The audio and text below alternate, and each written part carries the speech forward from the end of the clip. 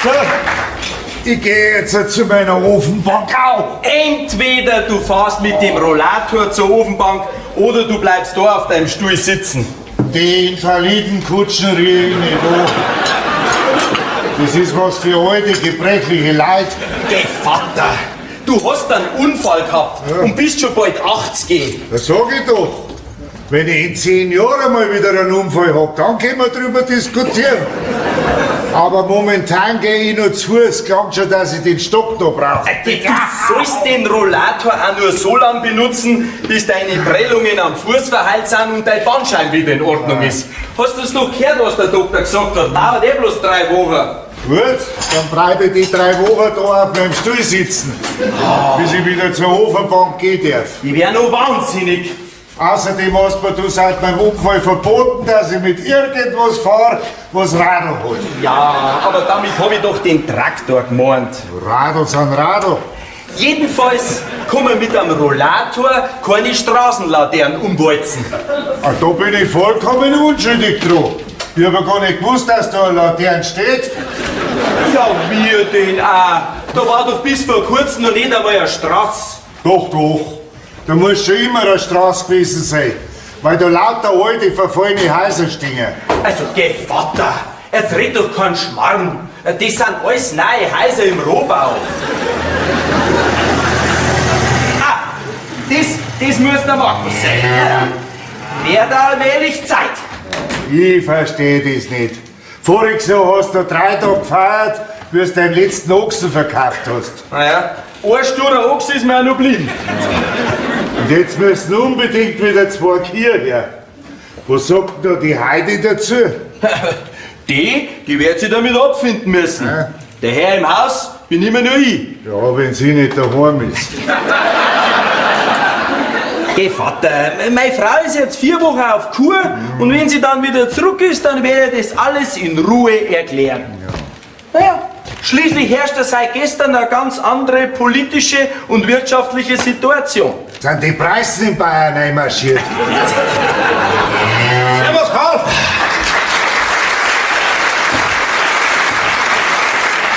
Ja, grüß dich, Markus, da bist du ja endlich. Und, hast die Kier dabei? Meinst du, ich fahr zum Vergnügen mit dem Vieranhänger spazieren? Und hör mir das Gebläre von die Kier im Autoradio zum Spaß so. Nein, natürlich nicht. Du musst schon entschuldigen, ich bin heute in der Früh ein bisschen nervös. Karl, was ist denn los mit dir? Seit einem Jahr nörgelst an mir rum, bis ich dein ganz viel von deinem Hof abgeholt hab und jetzt willst du auf die Schnelle wieder 2 Milchkühe haben. Kann mir das einmal einer erklären? Also, wenn ich den Karl richtig verstanden hab, dann sind die Preise. Ja, das erklärt er später. Jetzt lassen wir zuerst einmal die Kier ab. Komm. Karl, die Fahrt daher, die war ziemlich staubig, ich hab einen ganz trockenen Hals. Ja, warum? Es hat doch gerade noch geregnet. Ah, versteh dich schon. Hast recht. So viel Zeit muss sein. Ja. Was soll denn das Ding da? Gustl, ich hab schon gehört, du hast da vorgestern einen ganz schweren Unfall gehabt. Genau an dem Tag, wie deine Schwiegertochter auf Kur gefahren ist. Das ist aber schön von dir, dass du gleich beim Reinkommen Sorgen um mich machst. Naja, er hat gemeint, dass das Traktorfahrverbot bloß gut, wenn die Heidi im Haus ist. Wie ist denn das genau passiert? Also, horch zu. Lass dir verzeihen. Also, ich bin so auf der Straße dahin gefahren, gell? Auf einmal kommt da aus nichts so eine dämische Straßenlaterne auf mich zu. Ich bin natürlich sofort ausgewichen, aber wie ich dann am Fußweg drum war, ist die tappige Laterne genau frontal auf meinen Traktor draufgerumpelt. Das ist ja dann ein ganz außergewöhnlicher Unfall gewesen. Ja, das hat die Polizei auch gesagt. Und? Ist was gebrochen? Nein, die Laterne hängt halt ein bisschen schief. Die Gustl war doch nicht die Laterne. Hä? Ach so, verstehe ich schon. Ja, ein Traktor hat schon ein bisschen erwischt. Aber Gott sei Dank ist kein Axt nicht gebrochen. Ich will doch bloß wissen, ob du dir was gebrochen hast. Ein Riesenglück hat er gehabt. Da ein paar Prellungen am Fuß und sein Gestell hat sich ein bisschen verschoben. Ja, aber davon ist schon fast nichts mehr zum Spüren. Ah, wirklich? Ist die schon alles wieder verheilt? Okay, komm, der tut doch bloß so. weil er den Rollator nicht benutzen mag. Auwe, das kenn ich. Du, wie meine Tante Martha die Treppen runtergefallen ist, da hat sie sich 4 Wochen lang geweigert, dieses Ding da zu benutzen. Und wie habt ihr es dann geschafft, dass ihn da noch benutzt hat? Gar nicht, sie ist 4 Wochen nach ihrem Sturz gestorben. Das sind ja schöne Aussichten. Brav, Gustl! Auf deine Gesundheit! Ja, da hab ich recht viel davon, wenn ihr zwei ohne mich auf meine Gesundheit trinkt. Geh, Vater, du hast doch gehört, was der Doktor gesagt hat. Alkohol vertragt sie nicht mit deinen Schmerztabletten. Okay. Du, aber jetzt was anderes. Was haben denn wir für deine 2 Rindviecher ausgemacht? 3,8? Nix da, gell? 4. Sag einmal, Karl, wer kümmert sich jetzt um deinen Vater? Ja, solange heute auf Kur ist. Aber das habe ich alles erledigt. Ab heute wird eine ausgebildete Altenpflegerin da bei uns für 4 Wochen einziehen. Da zählt es noch. Ja, und was für einen Alten soll die nachher pflegen? Ja, sag einmal, bist du jetzt ganz deppert worden, hä? Du zuerst lass das ganze Viech vom Hof holen, dann müssen unbedingt wieder 2 Milchkühe her, dann schickt er endlich einmal den Haustrauer von Schwiegertochter für 4 Wochen aus dem Haus und gleichzeitig holt der andere Schreckschramm ins Haus. Für was denn der ganze Aufwand? Hättest du gleich alles lassen können, wie es war. Nein, Vater, kein Schreckschraum, sondern eine Frau, die sich den ganzen Tag um deine Pflege kümmert. Einen ganzen Tag für mich allein. Ja, schick mich halt gleich einer heim. Nein. Was hab ich da bloß groß gezogen? Also eins sagt dir mein Sohn, wenn Dummheit so ein Ding da braucht, dann müsstest du einen ganzen Fuhrpark haben. Damit du mal wieder klar Dinger kannst. Sag einmal, Karl, hast du eigentlich deiner Frau von den Unfall erzählt? Um Gottes Willen.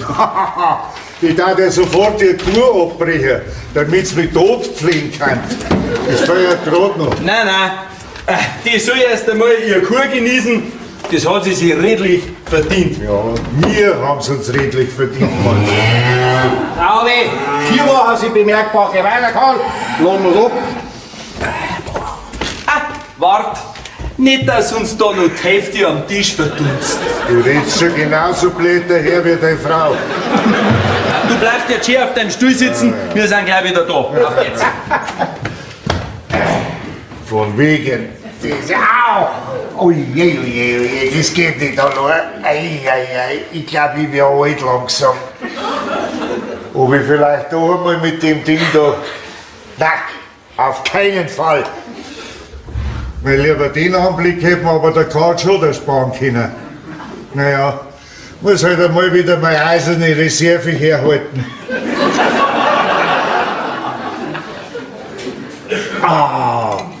Tut das gut. So. Ja, Herrschaftszeiten, wer will denn heute schon was? Herein, die Haustür war noch nie zugesperrt, seitdem ich lebe. Guten Morgen. Ich bin die Nadel und Birnbachner. Ich suche einen Herrn Karl Obermüller. Ja, der bringt gerade mit dem Markus die Kühe in den Stall. Der kommt aber gleich wieder. Gut, dann warte ich am besten da herin auf ihn. Was willst du denn von ihm? Naja, ich hab so eine Art Vorstellungsgespräch. Ein Vorstellungsgespräch? Ich nehme an, dass Sie der Gustl Obermüller sind. Ja, der bin ich. Woher weißt denn du das? Ja, Ihr Sohn wird Ihnen doch bestimmt erzählt haben, dass er für Sie eine Altenpflegerin engagiert hat. Altenführer. Ja. Das hat er mir erzählt. Aber das ist vollkommen unsinnig. Ich brauche nämlich keinen Haustrauer, der mir wieder alles verbietet. Und mir dann da und da schafft, was ich zum Tor und zum Lassen hab. Versteh schon. Jetzt ist Ihre Schwiegertochter einmal für 4 Wochen aus dem Haus. Und Sie haben sich gelegentlich auf ein heimliches Schnapsal oder auf ein Zigarillo gefreut. Ja, und auf einmal soll da so ein Ersatzdrachen kommen, der Ihnen die 4 Wochen Ferien verdirbt. Du bist ja gar nicht so blöd. Woher weißt du das alles? Wenn Ihr Sohn zustimmt, übernehme ich die nächsten 4 Wochen Ihre Pflege. Meine Das ist ein guter Witz. Endlich einmal jemand mit Humor im Haus, gell? Ja, dann hoffe ich einmal, dass sie immer nur lachen werden, wenn wir unsere Morgengymnastik gemacht haben. Okay, du willst mich auf warm nehmen, hä? Du bist doch nur ein Kind. Naja, also ich bin Ende 20. Da sag ich doch, du bist nur ein Kind. Wo kommst du überhaupt her? Aus München. Aha, Ich studiere da und habe in meine Semesterferien Altenpflegehelferin gelernt. aha. Und jetzt möchtest du mit mir turnen. Ich hab gehört, Sie haben einen Unfall gehabt. Ja? Ist nicht der Rede wert. Ich hab bloß einen Laternenmasten gestraft. Und das ist schon lang her. Und wofür ist der Rollator? Keine Ahnung. Das Ding fällt mir jetzt zum ersten Mal richtig auf. Ich weiß gar nicht, wie der da hinkommt. Wahrscheinlich wissen Sie nicht einmal, wofür das da ist. Ja, also ausschauen tut's irgendwie wie eine fahrbare Gitterbox für junge Keimen.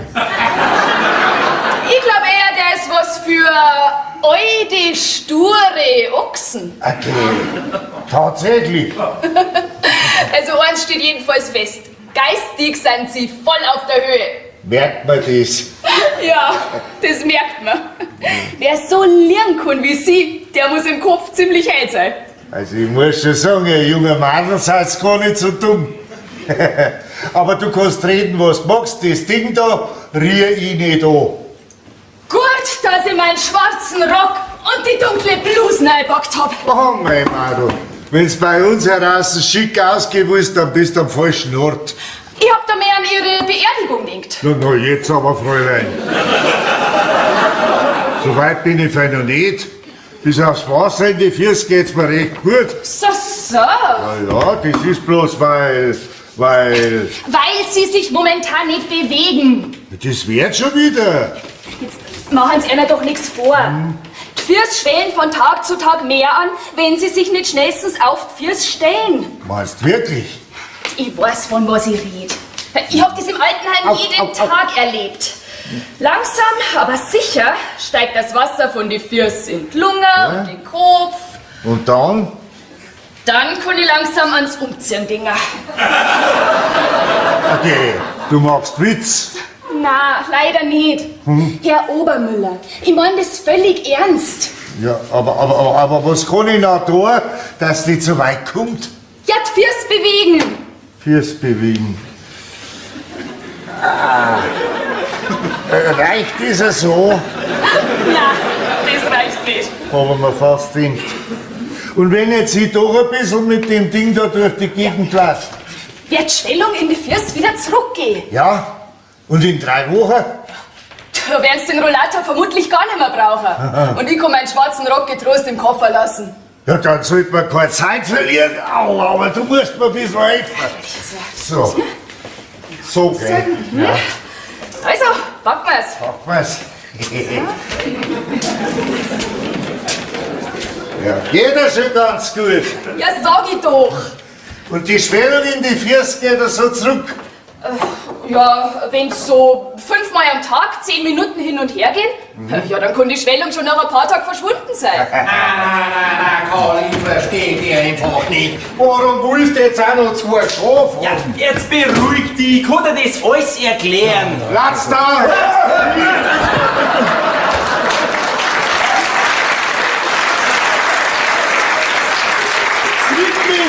Zwick mich! Ich glaub nicht, was ich da sehe. Ja, sag einmal, Gustl, du fährst vielleicht einen heißen Reifen. Ja, Grüß Gott. Sie müssen der Herr Karl Obermüller sein. Dann sind Sie die Frau Birnbacher, nehme ich an. Genau, die bin ich. Sie sind die Altenpflegerin, die mir die Stellenvermittlung empfohlen hat. Ja, aber sind Sie nicht ein bisschen jung für meinen alten Vater? ich glaub, dir brennt der Hut. He? Frauen können niemals jung genug sein. Ja, ich kann Ihnen gern mein Diplom zeigen. Nein, das braucht's nicht. Inzwischen studiere ich halt seit 4 Jahren was anderes in München. Ich hoffe, das stört Sie nicht. Überhaupt nicht. Vorsicht! Sie haben es in ein paar Minuten geschafft, dass mein Vater da den Rollator benutzt. Also stört mich das überhaupt nicht. Ja, Mäusi hat mir ihm erklärt, für was ich das Ding überhaupt brauche. Wenn du das gemacht hast, war ich gestern schon damit gefahren. Ah, echt? Ja, wenn man vielleicht jemand mal Zimmer zeigen darf. Ja, dann kann ich meine Sachen schon mal einräumen, zieh mich um und mach mir ein wenig frisch. Ja, freilich. Wir haben da hinten auch so ein kleines Apartment. Das gehört eigentlich meiner Schwester, aber die ist ja nie da. Da können sie für die nächsten 4 Wochen wohnen. Die steht das ganze Jahr leer. Kein Problem, geh mit mir, ich zeig das. Ja,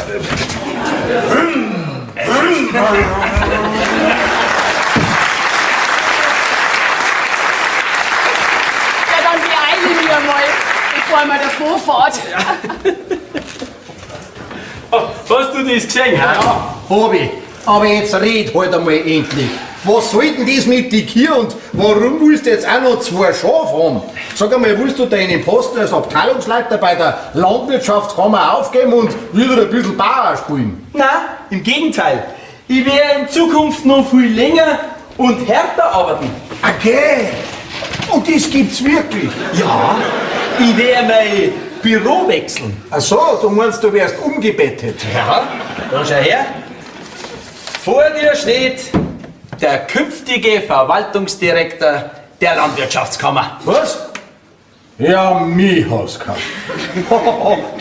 Das hätte mir jetzt aber nicht gedacht. Ja, traust du es vielleicht nicht zu? Doch, es ist nur Weil, komm, sag's. Ja, weil du vorhin gerade gesagt hast, du musst jetzt härter arbeiten.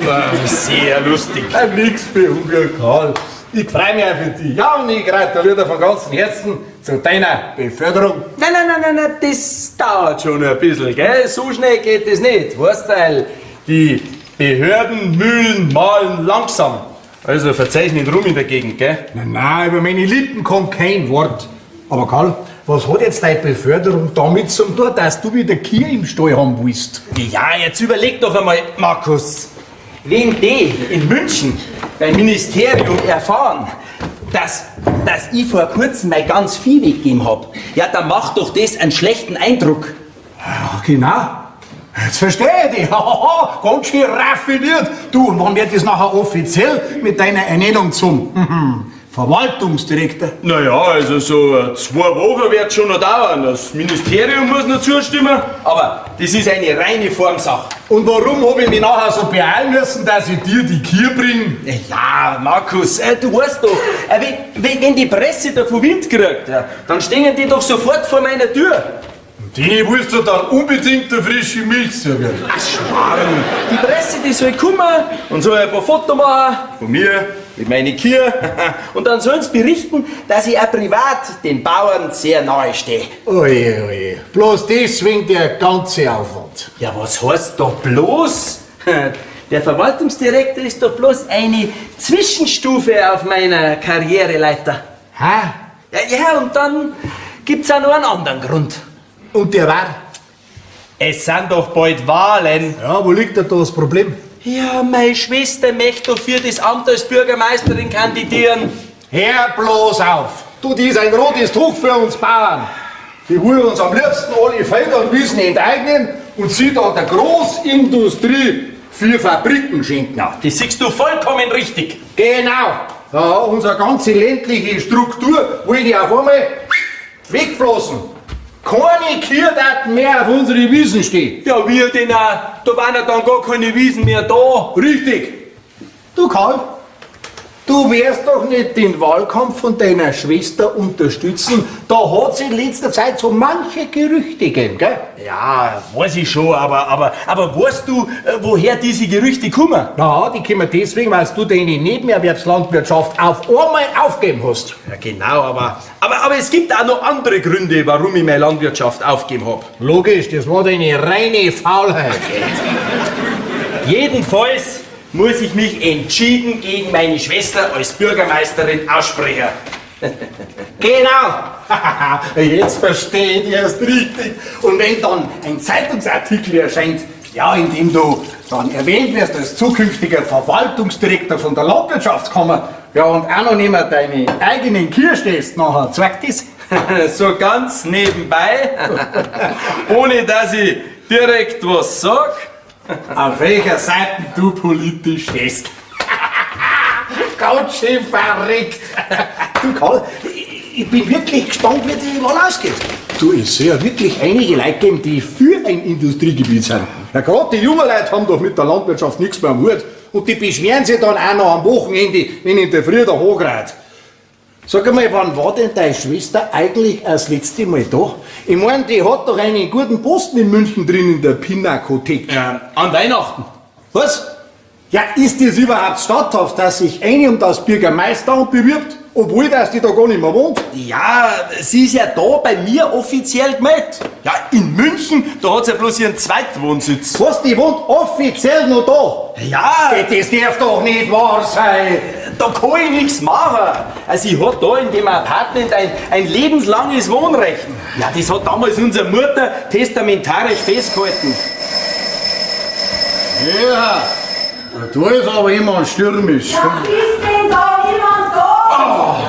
Ein Sturm zieht auf, meine Schwester kommt. Ja, Gerdi, du geh halt rein. Du weißt doch, die Tür war noch nie abgesperrt. Karl, ich geh nachher gleich hinten aus, gell? Nein. Du kannst schon auch da bleiben und meine Schwester begrüßen. Wenn's unbedingt sein muss. Aber ich hab doch die Gerdi bestimmt 2 Jahre nicht mehr gesehen. Ja, dann geh halt rein. Ich hab halt einen Anstand.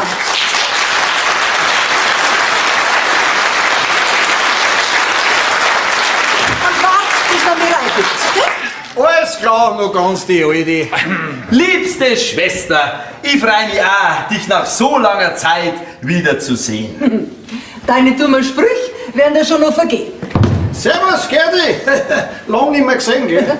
Servus, Markus. Schön, dass ich dich auch mal wieder sehe. Und? Was für Lumpereien habt ihr zwei wieder ausgeheckt? Was mir? Komm jetzt doch nicht so. Du hast doch meinem Arbeitsschein Bruder nicht aus lauter Spaß die Kier da auf den Hof gebracht, oder? Woher weißt denn du das schon wieder? Deine Schwester hat's mir gerade erzählt. Wo hast denn die getroffen? Wir waren verabredet. Sie ist Mitglied in meinem Schattenkabinett. Und wenn ich da Bürgermeisterin werde, dann wird sie als meine persönliche Referentin eingestellt. Schattenkabinett? Ja, sind wir da bei der Bundestagswahl? Na, natürlich nicht. Unsere ist ja eine wichtige Wahl. Du machst also ernst und willst tatsächlich kandidieren? Unser Dorf kann doch nicht ewig so ein verschlafenes Nest bleiben, in dem es 10-mal mehr Kühe und Schweine gibt als wir Menschen. Ein bisschen Industrie tut unserem Kurdorf bestimmt gut. Gewerbesteuer, erneuerbare Energien. Freilich, so ein kleines Windkraftwerk, das sie bestimmt gut auf meinen Acker machen. Da muss ich dich leider enttäuschen. Windkraftwerke werden zurzeit nicht bezuschusst. Oh, das ist jetzt aber wirklich schon. Dafür hat sie aber schon eine russische Firma gemeint, die eine Abfüllanlage für einen Wodka sucht. Und eine amerikanische Firma, die sucht einen Standort für einen Fest- und Messezeltbau. Freilich, und auf der nächsten Wiesn stehen ja dann Indianerzelte, in denen Wodka serviert wird. Und meine Schwester unterstützt du den ganzen Schmarrn. Macht ihn nur lustig. Ihr werdet alle Augen machen, wenn ich meine Pläne vorstelle, wie unser Dorf zum Leuchtturm im Industriezeitalter wird. Okay, und das findet meine Schwester alles gut. Na ja, sie hat jedenfalls gesagt, dass du als alter Schwarzbrenner bestimmt eine gute Stellung in dieser russischen Wodka-Firma kriegen wirst. Das hat die gesagt. Und dass sie hofft, dass ihr eure Viecher endlich zum Mond schießt und euren baufälligen Stall abreißt. Ich muss jetzt dringend heim. Ich habe ein Gespräch mit meiner Schwester. Halt! Markus! Halt! Denk bitte noch meine Schaf! Nee! Das geht ja allweil besser. Ja, Vater! Oh Gottes Willen. Ich freue mich ja so, dass ich dich endlich sehe. Oh Mann! Ich hab schon gehört, dass du einen ganz schweren Unfall gehabt hast, gell? Papa, wie geht's dir denn? Ich muss mich verfahren haben. Victor, ich muss da raus. Was ist denn los, Herr Obermüller? Ich muss an der letzten Kreuzung voll Shop umsehen.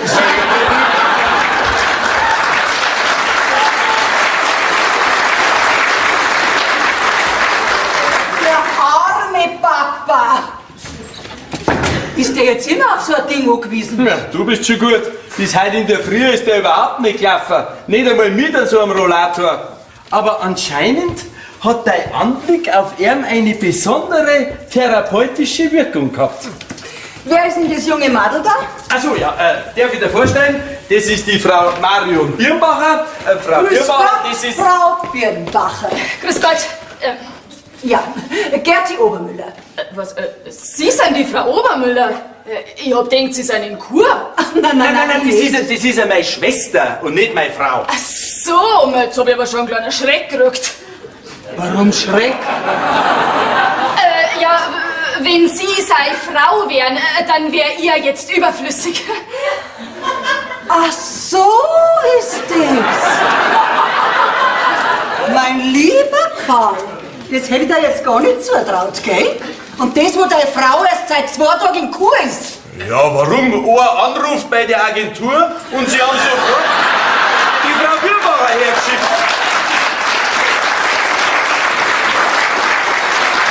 Das war natürlich auch ein Zufall, weil ich gerade Semesterferien hab. Ach so, so verdient man sich heutzutage sein Studium. Ist die nicht ein bisschen zu jung? Oh, da habe ich keine Bedenken. Sie hat ihr Können heute in der Früh schon unter Beweis gestellt.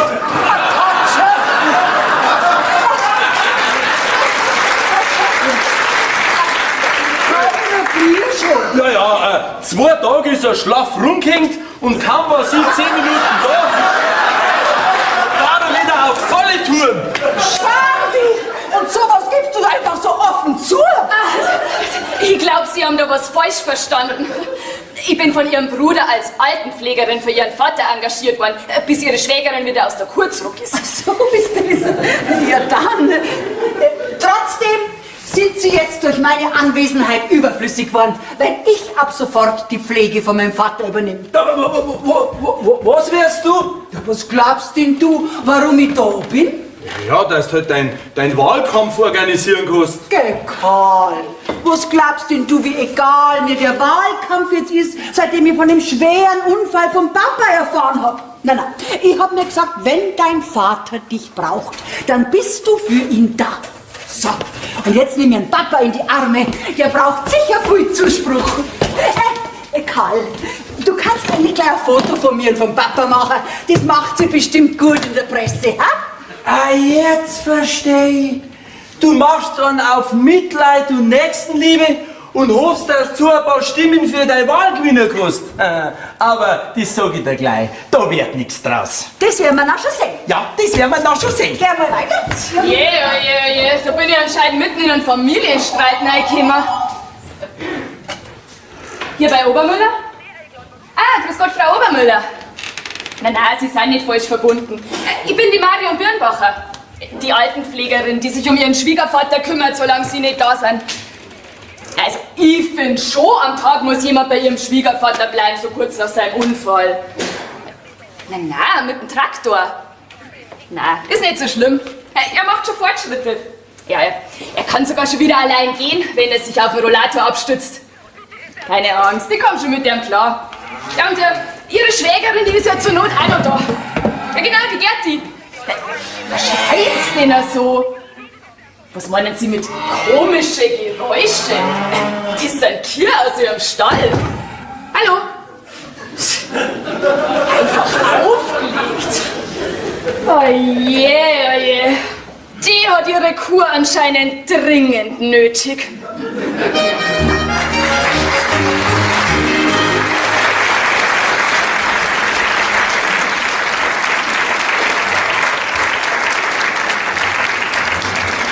So, den fest auf den Boden drücken und tief ein- und ausatmen. Einatmen und ausatmen. Oh, tut das gut. Einatmen und ausatmen. Jetzt weiß ich erst, was noch 80 Jahre lang gefällt hat. Sie sollen nicht zu viel reden, sondern Einatmen und ausatmen, ich weiß schon. genau so. So, und jetzt legen wir uns auf den Bauch. Jawohl, aber langsam. Und dann gibt's noch eine kleine Rückenmassage. Die Massage darf ruhig ein bisschen länger dauern. Na, dann warten Sie erst einmal 2 Stunden ab. Wenn dann der Muskelkater anfängt, denken Sie vielleicht ganz anders drüber, Herr Obermüller. Okay, jetzt hör einmal mit deinem Herrn Obermüller auf. Kannst ruhig du und Gustl oder Opa sagen. Gut, dann sag ich Opa. Ja. Ah, tut das gut. Du sag einmal, bist du eigentlich schon vergeben? Ja, ich frage bloß wegen meinem Enkel und Florian. Und der da? Nein, der arbeitet in München als Koch. Der möchte noch einige Jahre Erfahrung sammeln und dann bei uns heraus ein Restaurant aufmachen. Leider kommt er viel zu selten heim. So, jetzt schüttelt man aus. So, Überraschung! Hey! Was macht sie mit meinem Opa? Bloß keine Panik. Ja, ich bin bloß gerade dabei, dein Opa ein bisschen Ein bisschen was, ha? Drast ihm einen Arm hinter, dass er das sagt, wo er sein Erspartes hat, ha? Möchtest du auf diese Art zum Reden bringen, ha? Flori, Schmarrn. Also wenn ich mit deinem Opa reden will, dann wohl auf eine andere Art. Ach, das ist ja interessant. Was hast du noch alles drauf, ha? also Florian, ich bin dir ja dankbar, dass du um dein Wohlbesorgt bist. Ja, keine Ursache, Opa. Aber bevor du weiter willst, lass mich erst einmal mit dieser Einbrecherin doch fertig werden. Aber das ist doch kein... Einbrecherin? Ja, du bist aber übergeschnappt. Lass mich sofort los, du tust mir weh. Ja, das kann da so passen, ja? Aber mit dir werde ich schon fertig. Papa, schnell da her! Ich habe eine Einbrecherin gefangen. Opa, was hat's denn mit dir gemacht? Also angefangen hat's mit Dehnen und Strecken. Dann hat's mir die Füße angebogen und jetzt wollt's mich massakrieren. Was? Massieren natürlich. Und jetzt lass sie los. Okay, Opa, nach allem, was sie dir angetan hat, kann ich doch nicht einfach loslassen. Sag einmal, du spinnst doch, ha? Also der Einzige, der da spinnt, bist ja wohl du. Ja, Schnauze. Oder ich mach Hackfleisch aus dir. Papa! Jetzt lass da halt einmal erklären. Einbrecher! Spar dir die Mühe. Mein zähes Fleisch schmeckt deine Gäste garantiert nicht. Woher weißt du, was ich arbeite? Ich hab ihr erzählt, was du beruflich machst. Einbrecher! Wo ist der Einbrecher, ha? Na Florian! Ja, was machst denn du da? Ja, nachdem du mich angerufen hast und gesagt hast, dass der Opa einen Unfall gehabt hat, habe ich mir gleich aber noch Urlaub genommen. Ja, das ist aber ein feiner Zug von dir. Das hätte ich mir nicht gedacht. Hey, Papa, das ist doch selbstverständlich. Außerdem muss ich dich doch unterstützen, wenn die Mama nicht da ist. Ich will ja wirklich bei keinem wichtigen Vater-Sohn-Gespräch stören. Aber vielleicht kann sich zwischendurch einmal einer mit meiner Situation beschäftigen. Ja, natürlich. Habt ihr zwei euch schon bekannt gemacht? So kann man das auch sagen. Du kennst die Einbrecherin. Gell, das ist doch keine Einbrecherin. Das ist die Frau Birnbacher. Eine ausgebildete Altenpflegerin, ja, die sich um den Opa kümmert, bis die Mama wieder aus der Kur da ist. Bist du dir das sicher? Ja. Gerade vorher hat sie noch einen Opa gewürgt. Ach, Spaß. Sie hat meinen Nacken massiert. Dann hat sie meine Glieder ausgeschüttelt. Was? Das war der Schluss von meiner Morgengymnastik. So. Ja, dass ich bald wieder auf Füße komme. So ist das. Ja. Entschuldige bitte vielmals, aber wenn ich da reingekommen bin und die hinter meinem Opa gesehen habe, Ja, ist ja schon gut. Ist ja nichts passiert. ich werde es wieder gut machen, ehrlich. Ja, ich werde bei Gelegenheit drauf zurückkommen. Wo ist dein?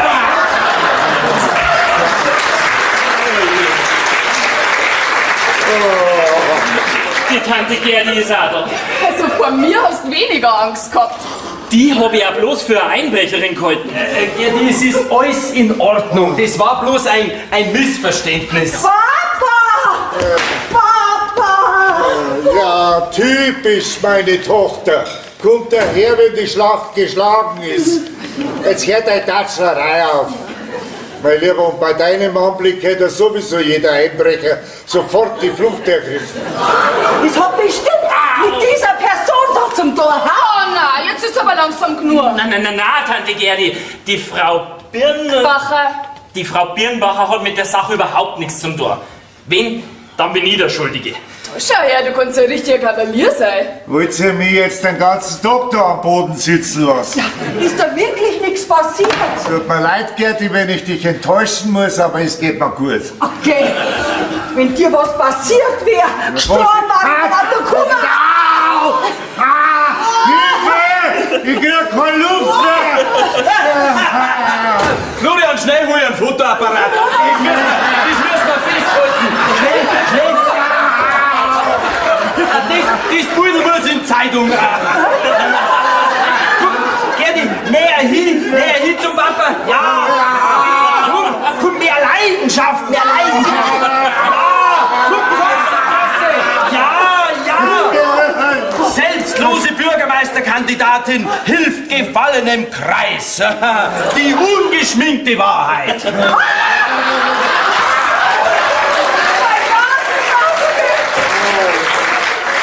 Kann mich vielleicht jetzt endlich jemand wieder auf die Füße steigen? Ja, freilich, Vater. Komm, Florian. Ja, freilich. So, jetzt. Langsam. Und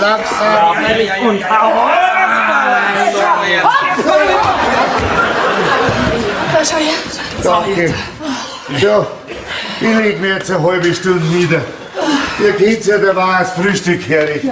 Ich komm mit. Halt, das übernehme ich. Danke, ich mag keinen Sauerteig. Der Magerquark ist mir lieber. So eine Unverschämtheit.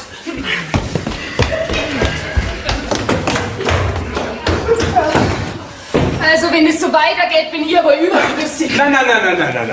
Sie müssen schon da bleiben, weil Sie sind ja der reinste Jungbrunnen für den Opa.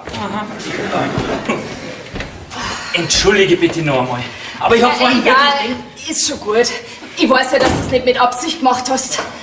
Ich bin übrigens die Marion. Ich bin der Florian. Tja, dann bring ich mal meine Sachen aufs Zimmer. Florian, Ja? wundert dich voll nicht, wenn du in dein Zimmer reingehst und meine ganzen Klamotten rumliegen siehst. Wieso? Ja, ich habe ja auch irgendwo schlafen müssen. Zuerst hätte ich in einem Apartment übernachten sollen. Aber dann ist ja deine Tante gekommen. Ah ja, und dein Vater... Ja, der hat gemeint- versteh schon. Mit mir hat ja keiner gerechnet. Aber du kannst ruhig drin bleiben. Wir haben ja oben nur ein Zimmer. Dann bring ich mal meine Sachen auf. Ich glaube, nach den ganzen Aufregungen so früh am Morgen brauchen wir jetzt alle zuerst einmal ein Frühstück. Also das ist eine gute Idee. Dann bis gleich. So, endlich bin ich da.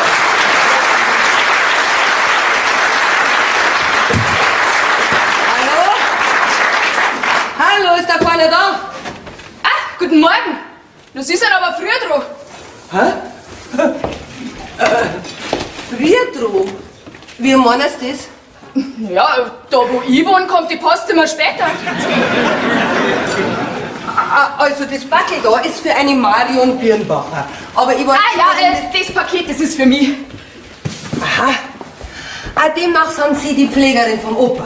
Ah, hat sie das im Dorf schon rumgesprochen? Ja, kann man so sagen.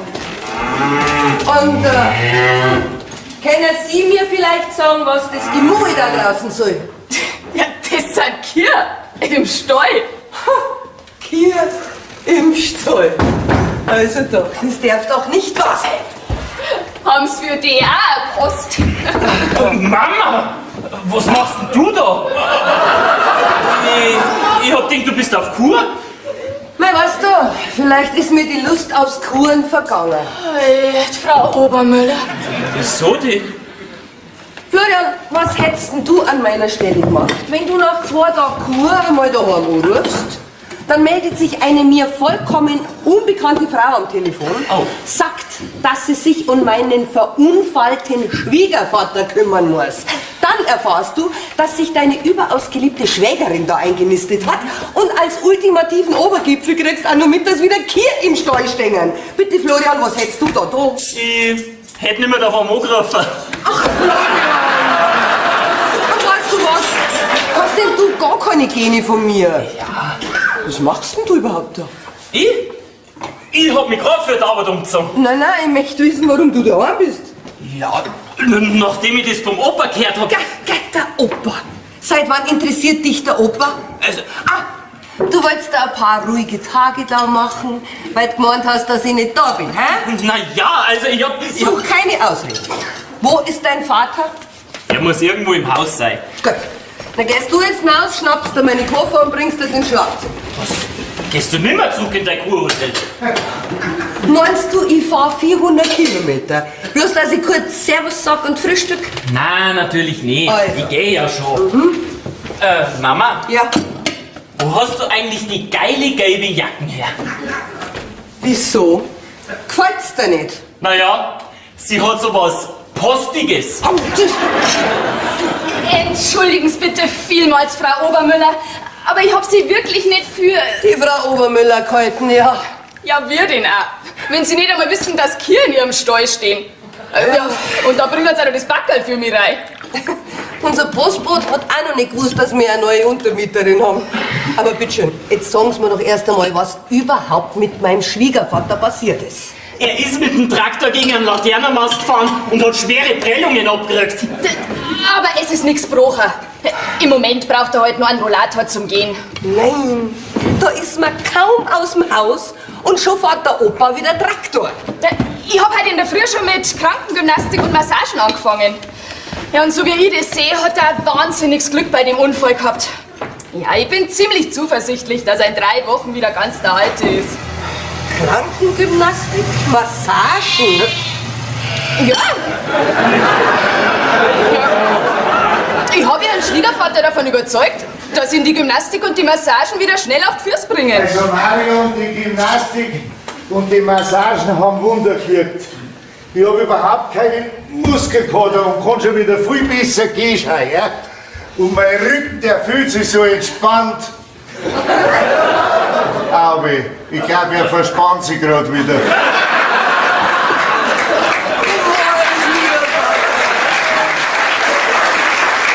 Wie geht's dir denn? Gerade vorhin ist es noch gegangen. So, da bin ich schon wieder. Halt, schon, hab ich auch dabei. Morgen, Gustl. Morgen, Markus. Morgen, Frau Birnbauer, gell? Guten Morgen. Was hast du da für Flaschen dabei? Nicht für dich, Gustl. Ich hab's geahnt. Vielleicht ist die Flasche ja was für mich. Ich schaue mal noch deinen Gesundheitstee. Und ich gehe wieder auf mein Zimmer. Seit der Herrin wird's mir langsam zu voll. Morgen, Heidi. Was machst denn du schon da? Guten Morgen. Bisher habe ich bloß Poststreit getragen und mich gewundert. Ja, wenn ich es nicht besser wissen darf, dann kann man die direkt bei der Briefträgerin halten. Ja, ha, ist schon gut. Ich hab schon so gelacht drüber heute. Was ist das für eine Flaschen? Heilwasser. Heim. Reines Heilwasser, ja, ja. Zur besseren Verdauung. Ja, das wollte dein Mann unbedingt ausprobieren. Sehr interessant. Oh ja, von der Williamsquelle habe ich auch schon gehört. Markus, und jetzt sagst du mir bitte, dass ich die Sache mit den Schafen falsch verstehe und mir das Gemäh da draußen bloß einbildet. Also, hat dein Mo mit dir noch nicht geredet? Doch, vor 2 Tagen, wie er mich zum Bahnhof gefahren Ach hat. so, ja, seitdem ist aber viel passiert. Ja, stell dir vor, das habe ich auch schon gemerkt. Ich bringe dem Opa seinen Tee. Trinken Sie eine Tasse Kaffee mit? Nein, Dankeschön, ich muss ja gleich wieder weitergehen. Aha, ihr kennt's euch. Ja, ich war zufällig gestern da bei ihrer Ankunft. Da weißt du, wie ich die Kier vorbeigebracht habe. Gestern hier, heute Schaf, was bringst du morgen, Gänse oder Sei? Nein, bloß noch ein paar Hähne. Markus, du tust jetzt sofort die Kier zu den Schaf auf den Hänger und verschwindst. Hast du mich verstanden? Ja, schon, aber da wird sich deine Schwägerin halb totlachen. Was hat meine Schwägerin mit unseren Schafen und Kier zum tun? Ja, deine liebe Schwägerin, gell, die möchte doch Bürgermeisterin werden. Ja, aber sie ist mit ihren Ansichten gegenüber den Bauern nicht immer positiv eingestellt. Ja, also die Schnapsidee von der Kandidatur ist mir bekannt. Ja, aber einige Leute glauben jetzt, dass dein Mo seine Schwester unterstützt. Ja, weil er doch seine Kier hergegeben hat. Schmarrn, die hat er aus Faulheit weggetan. Ja, das weiß ich auch, aber es gibt Leute, die denken halt anders darüber. Ach so. Und wenn wir jetzt wieder ein paar Viecher auf dem Hof haben, dann wissen die Leute, dass wir die gerne nicht unterstützen. Jetzt hast du es begriffen. Markus, weißt du was? Du kannst heute noch deine Hähner bringen und morgen von mir aus Elefanten und Nashörner. Das sind schöne, saubere Heidschnucken. Heidi, Schnucki. Servus. Guten Morgen. Ja, ich weiß jetzt gleich gar nicht, was ich sagen soll.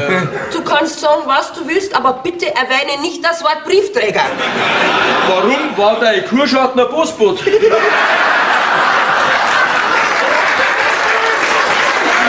Ich mein, ist bei deiner Kur was schiefgelaufen? Nein, da ist nichts schief gelaufen. Aber hier ist anscheinend einiges aus dem Röhrer gelaufen. Ja, erst müssen wir jetzt die Schafe vom Hänger runter da, weil sonst drehen wir die noch ganz durch. Ja, gleich.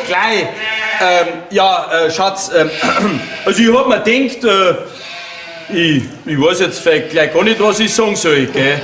Da halt erst einmal die Schafe abladen, sonst werden sie ja nur lauter. Ja, was? Du hast doch nichts dagegen. Na, was soll ich denn da dagegen haben? Du weißt doch, dass ich immer dafür war, dass wir noch ein paar Viecher auf dem Hof haben. Meinst du, der Meinungsumschwung kommt von denen 2 Tagen Kur? Geh lieber mit, bevor sie sich noch gleich anders überlegt, gell? Weiter vorne, kannst gleich weggehen, kannst uns helfen. Bei was? Ja, beim Schaf abladen, du Schaf. Ja, kein Problem. Mach schon mit. Gibt's schon Frühstück? Ja, jetzt gleich mit der Mama frühstücken. Was? Ja, Heidi! Ist das eine Überraschung, dass ich dich auch sehe? Geil, mit mir hast du nicht gerechnet. Komm in meine Arme, Lieblingsschwägerin. Ja, jetzt soll nicht übertreiben, du hast bloß eine Schwägerin. Warum hast du die Kur abgebrochen? Hat's dir nicht gefallen? Doch, aber wie ich vom Unfall vom Schwiegervater gehört habe. Da bin doch ich auch noch da. Genau, wie ich das auch noch gehört habe, bin ich sofort los. Warum? Traust du mir vielleicht die Pflege von meinem eigenen Vater nicht zu? Wie du das letzte Mal da warst, wolltest du ihn erwürgen. Okay, das habe ich doch bloß so daher gesagt. Nein, in so einer Notsituation, da bin ich doch 28 Stunden am Tag für ihn da. Ja, wenn meine Familie mich braucht, bin ich da. Sowas nennt man soziales Engagement. Möchtest du mit uns frühstücken? Wenn du mich so fragst, gern. Ich habe einen Riesenappetit. Weißt du, so ein Wahlkampf, der strengt schon. Ja, Wachstum und Wohlstand, wie es meine Partei verspricht, kommen eben nicht von selber. Aber da macht euch ihr Landfrauen ja gar keinen Begriff davon.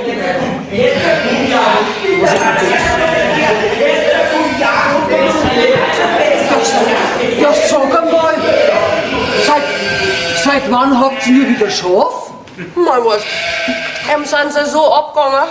Und dann habe ich gesagt, er soll sich von Markus halt wieder ein paar Viecher bringen lassen. Auf ein Rimpfig mehr oder weniger kommt es auch nicht zusammen. Und ich habe aber gemeint, du warst gegen die Viecher. Okay, was soll ich denn dagegen haben?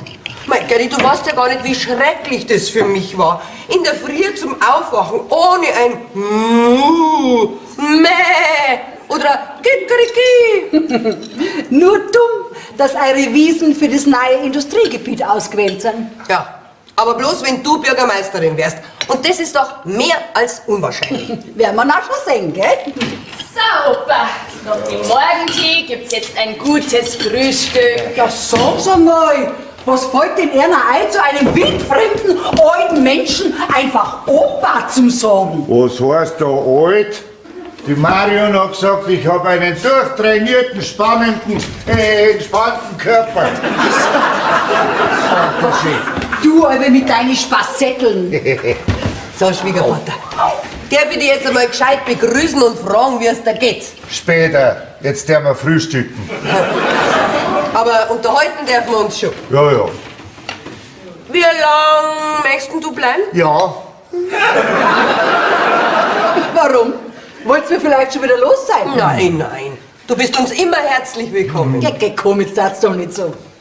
Ich habe hier aber schließlich ein lebenslanges Wohnrecht.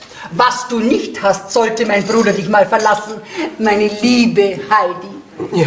Ja, aber du möchtest doch nicht in Zukunft in denen 2 Zimmer da hausen, liebe Gerti. Eine Frau wie du ist doch einen ganz anderen Standard gewohnt. Mein Gott, Papa, Du sollst doch nicht immer so viel Kaffee trinken. Oder auf Schonkaffee umstellen. Da ist doch so viel Koffein drin. Du, das ist ja schon Kaffee. Was? Schließlich verzichte ich schon seit Jahren auf einen Schluck Cognac. Ihr werdet es nicht glauben, aber ich darf sogar ganz auf mein Wohnrecht verzichten. Hä? Wenn ich da Bürgermeisterin werden darf. Also meine Stimme hast du. Wenn mich mein Bruder unterstützt, dann langt mir das schon, gell? Die Meinung von meinem Bruder gilt ja schließlich was im Dorf. Aber das macht er im Leben nicht. Nein. Tja, dann werde ich die nächsten Jahre da wohnen. Du machst einen Spaß. Aha, ich ziehe auf alle Fälle von München wieder daher. Und wenn ich nicht Bürgermeisterin werde, dann kann ich mir keine teure Wohnung leisten. Also jetzt einen Moment einmal ganz langsam. Wenn dich mein Mann im Wahlkampf unterstützt und du Bürgermeisterin wirst, dann verzichtest du auf dein Wohnrecht. Du hast es erfasst, meine liebe Heidi. Ich schwöre. Ja, du, Gerdi, weißt was? Ich glaube, ich kann in der Früh ganz gut auf eine Mohnermäh verzichten. Ja, ich auch. Und es ist ja auch gar nicht schlecht, wenn man eine Schwägerin hat, die Bürgermeisterin ist. Ja, ich hab doch gewusst, du bist durch und durch vernünftig. Mein Bruder kann stolz sein, dass er so eine tüchtige Frau hat. Amen. So, das war geschafft. Die Schafs sind im Stall. Ja, und morgen möchte ich ein etwas reichhaltigeres Frühstück haben, gell? Also ein Rührei mit Speck, selber gepressten Orangensaft. Liebste Schwägerin, du kannst gern heute noch ein paar Hähner für unseren Hähnerstall bringen, dann holst du morgen früh die Eier und machst für alle ein kräftiges Rührei. Ja, täte ich gern, meine liebe Heidi. Aber mein Wahlkampf nimmt mich leider so in Anspruch, dass ich mir den Luxus einer so leichten Arbeit nicht leisten kann. So, und jetzt habe ich zu tun. Ja. Ihr wisst ja, was ihr davon habt, wenn ihr mich unterstützt. Wachstum und Wohlstand. Und eine freie Wohnung. Ja, wie hat's jetzt das gemeint? Deine Schwester wird auf ihr Wohnrecht verzichten. Tatsächlich? Ja. Ja, und wo ist da der Haken? Du musst sie ein bisschen im Wahlkampf unterstützen, damit sie Bürgermeisterin wird. Nur über meine Leiche. Nein, um Gottes Willen, tu dir nichts an. Die braucht ja jede Stimme. Und schau, wenn du deine Schwester ein bisschen unterstützt, dann hat sie doch viel bessere Chancen. Ja, erst hast du was dagegen, dass sie da ist, und jetzt willst du es unterstützen. Mein Gott, ich hab ja ganz vergessen, dass ich noch einen Termin im Altenheim hab. Karl, kannst gleich mitgehen. Was soll denn ich mit dir im Altenheim? Ja, die Leute erzählen, dass sie mich wählen sollen. Okay, du nimmst gescheit an. Nein, ich geh da auf keinen Fall mit. Am Ende behalten mich die gleich dort. Ich gehe schon mit, weil miteinander überzeugen wir die Senioren bestimmt. Nein, nicht jetzt auf! Was soll denn das sein? Verhandlung? Doch nicht!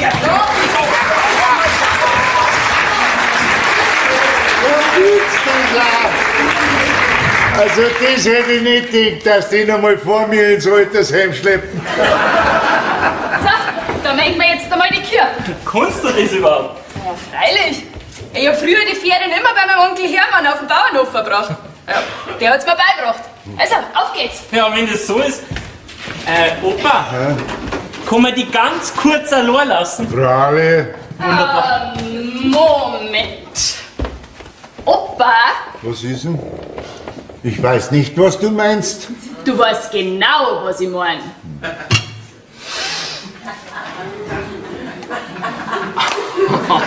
Na also, geht doch.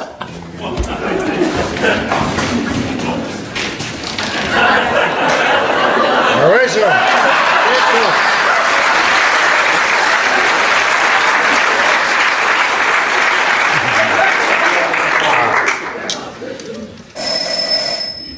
Wer will denn jetzt schon wieder was? Herein! Grüß Gott. Grüß Gott.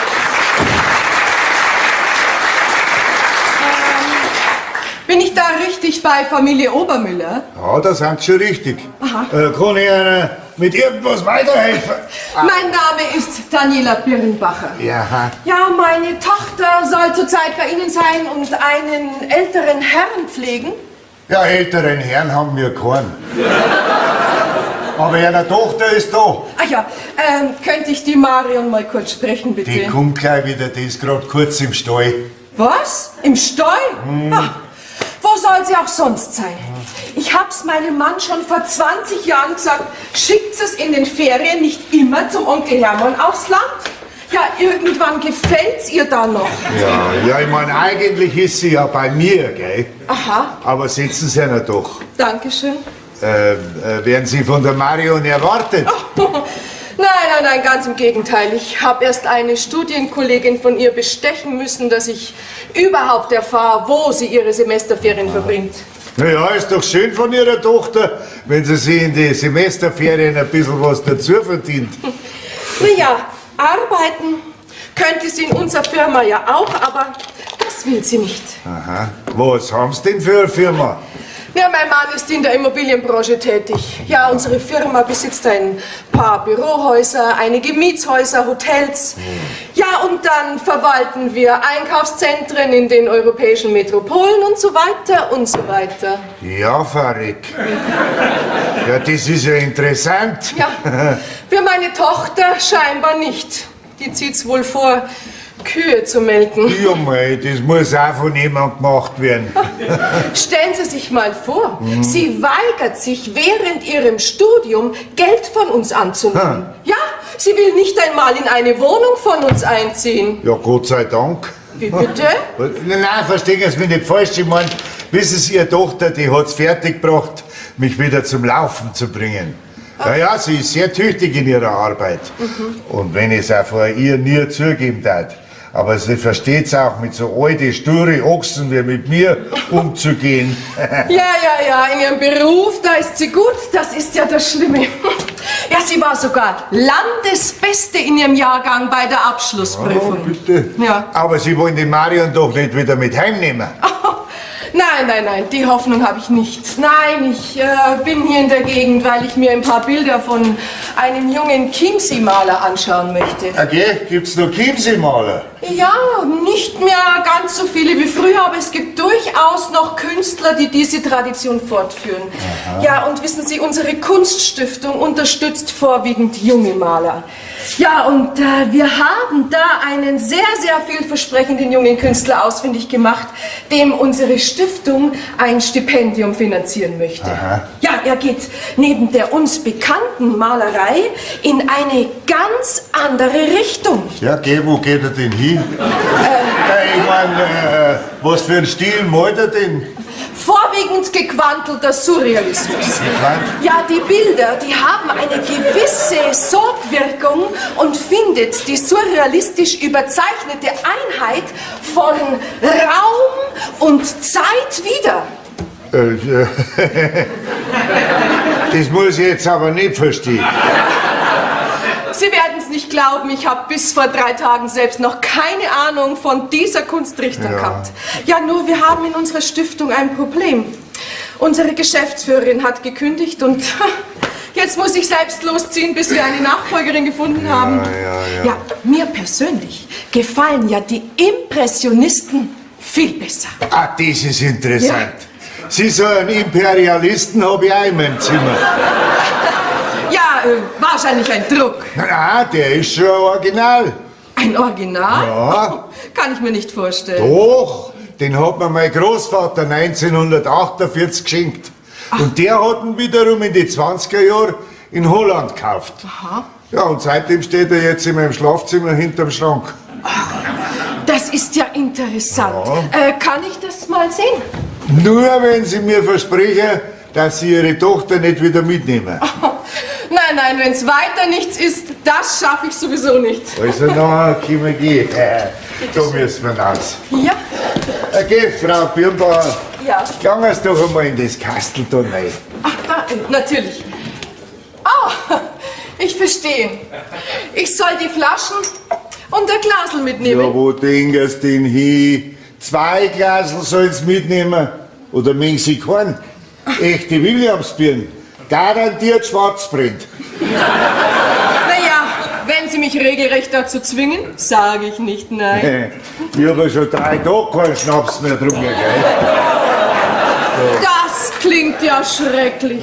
Aber ich fürchte, wenn Sie die Marion da behalten, dann werden noch viele trockene Tage folgen. Oh, das ist schön, dass Sie mehr Verständnis zeigen wie Ihre Tochter. Also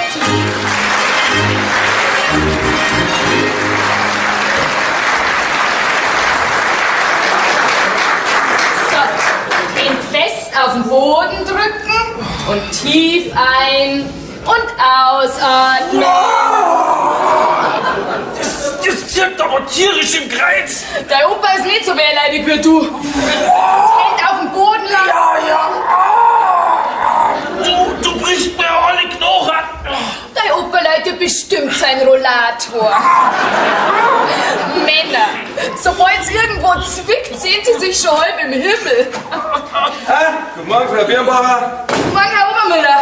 Und? Macht er Fortschritte? Also, von Fortschritten kann man da nicht gerade reden. So steif wie er momentan ist. Um Gottes Willen, ist so ernst? Na ja, wenn man es nimmt. Bis er in den Rollstuhl muss, wenn allerdings nur ein paar Jahre vergehen. Dann ist schon gut, jetzt haben sie mir schon einen Schrecken eingejagt. Das sind ja schöne Aussichten auf meine Zukunft als Sternekoch. Sag einmal, Florian, ja, warum liegst denn du am Boden? Marion hat mich dazu überredet. Ja. Ich bin da drauf völlig unschuldig. Und was ist mit dem Opa? Ich hab meine Übungen halt schon hinter mir. Was? Ich hab mich nicht so emosenhaft angestellt wie dein Sohn. Ja, dann ist ja alles in Ordnung. Oh, von wegen. Bei meinen Knochen ist überhaupt nichts mehr in Ordnung. Okay, ein paar so Dehn- und Streckübungen haben noch keinen die Knochen gebrochen. Ja, so ein bisschen eine Gymnastik tut jedem Körper gut. Und überhaupt muss man das einmal ausnutzen, wenn man so eine Fachkraft im Haus hat. Gell, Frau Birnbacher? Aha. Ich hab irgendwie das dumpfe Gefühl, dass bei den Übungen nur Rachegelüste von gestern mitschwingen.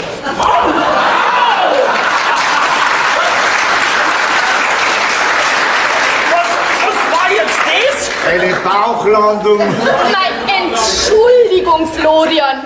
Mir ist gerade irgendwie der Fuß weggerutscht. Siehst du das, Papa? Siehst du das? Genau das hab ich gemeint. Okay, jetzt steh dich nicht so an. Machen's nur weiter, das schaut der nicht. Für heute lassen wir es gut sein. Für heute? Ich denke, das reicht fürs ganze nächste Jahr. Und? Wie schaut's bei Jan aus? Wir wollen uns jetzt das. Ja, noch die ganzen Aufregungen von den letzten Tagen. Ja, da könnten Sie doch bestimmt auch ein paar Dehn- und Streckübungen brauchen. Nein, herzlichen Dank. Das ist im Moment ganz schlecht. Wissen Sie, meine Zeit ist knapp. Ja, ich muss jetzt... Ja. Du musst jetzt was für deinen Körper. Oh, nein. Ja? Oh. So, Herr Müller, jetzt entspannen Sie sich und lassen sich ganz tief fallen. Oh, ja, aber ich hab Höhenangst, gell? Herr Obermüller, Sie liegen auf dem Boden. Aber meine Füße sind in der Höhe und die sind die gar nicht gewohnt. Keine Angst, die lassen Sie schon nicht fallen. Zirkt das im Kreuz. Ja. Und Hände auf den Boden drücken, ja? Ich hab's ja immer schon gewusst, dass ich fitter bin wie er. Bitte, Frau Birnbacher, lassen Sie es gut sein. Oh. Also gut, bevor Sie nur sauer auf mich werden, hör mal auf. Oh, mein Kreuz. Oh, yeah. Oh, du bist aber wehleidig, Papa. Ha? Ja, du hast das gerade nötig.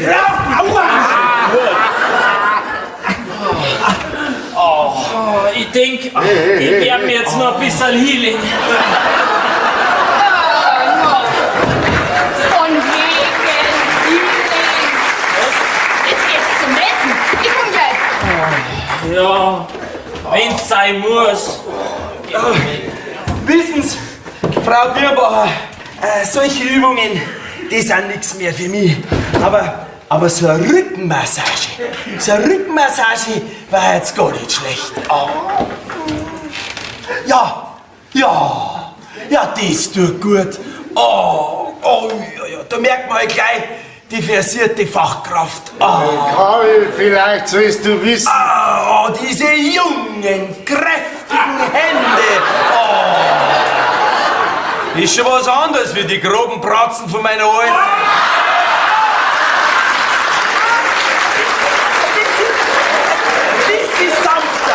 Ein bisschen sanfter. Ja, das ist gut. So, ich bin da noch mal im Stall. Frau ist im Stall und ich wär massiert. Ja, was tust denn du hinter mir? Ja, wie du schon bemerkt hast, haben dich meine jungen, kräftigen Hände massiert. Sag mal, Karl, seit wann leidest du unter Rückenproblemen? Ja, seit mir die Frau Birnbacher da flachgelegt hat. Die hat dich was?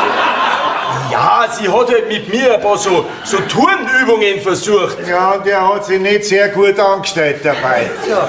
Übrigens, du kannst morgen gleich mitmachen. Wir nehmen noch Mitglieder auf. Also, Altenpflege, Krankengymnastik, Kiermelken, was kann denn die Mario noch alles? In der ihrem Alter sind mir im Stall noch ganz andere Sachen eingefallen. Sag mal, wärst du nie gescheiter? Brauchst keine Angst haben. Ich bin jetzt in einem Alter, da wo man gerne mal eine günstige Gelegenheit verpasst. Ich werd so ziemlich.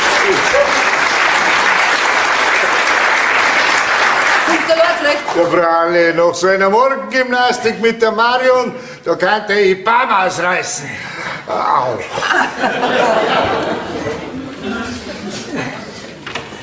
Du, zur Verbesserung deiner Fitness hätte ich übrigens noch eine super Idee. Was? Ja, du hast ja gehört, Prospekte austeilen, Plakate aufhängen. Hä? Webergasse, Schulstraße, Hauptstraße, deine Bezirke. Ach, komm jetzt hör aber auf. Der Auftritt im Altersheim, der war peinlich nur. Ich hab dir doch gestern gesagt, dass ich für die Stelle als Verwaltungsdirektor vorgesehen bin. Ja, und was hat das mit der Kandidatur von deiner Schwester zum tun? Ja, komm, wie schaut denn das aus, wenn ich meine Schwester unterstütze, die aus unserem idyllischen Dorf da einen Industriestandort machen möchte? Du hast doch gesagt, der Posten ist dir so gut wie sicher. Ja, schon, aber weißt du, zur Sicherheit und wegen dem guten Eindruck. Ich glaube, du machst dir da viel zu viel Gedanken. Und überhaupt, mir ist lieber, ein Windkraftwerk steht auf unserer Wiesn, als dass deine Schwester in Zukunft da wohnt. Ja, der Gesprächsstoff darf der gleiche Ja, sein. jetzt komm schnell nicht zu Olaf los. Ja, komm, aber wenn mich da jemand sieht. Ja, du kannst ja zur Tarnung deine Steuerjacken anziehen. Und einen Hut aufsetzen. Ja, das konnte ich machen. Und ich hab da noch so eine Idee. Du, trau dich für ja nicht und schmeiß die Sachen ins Altpapier, gell? Da steht die Haustür offen und kein Mensch ist da. Hallo, hallo, guten Morgen. Ach, guten Morgen. Mein Name ist Daniela Birnbacher. Ja, ich bin die Mutter von der Marion. Gerzi Obermüller. Angenehm. Entschuldigen Sie bitte, dass ich einfach da so Sie müssen sich reinkomme. doch nicht entschuldigen. Vielmehr muss ich mich entschuldigen wegen den misslichen und unrepräsentativen Gegebenheiten im Haus von meinem Bruder. Ja, wohnen Sie auch da im Haus? Ich? Ja. Na, um Gottes Willen, ich bin auch bloß Gast da. Ich wohne schon seit über 20 Jahren in München. Eigentlich sollte man ja ein Hotelzimmer nehmen, wenn ich da heraus bin. Aber leider gibt's in der Gegend kein vernünftiges Hotel. Ach, wem sagen Sie das? Und zweitens kann ich es natürlich aus Höflichkeit und Liebe meiner Familie gegenüber nicht verantworten, dass ich da in einem anderen Dorf wohne, wenn ich schon mal in der Gegend bin. Ach, ja, verstehe.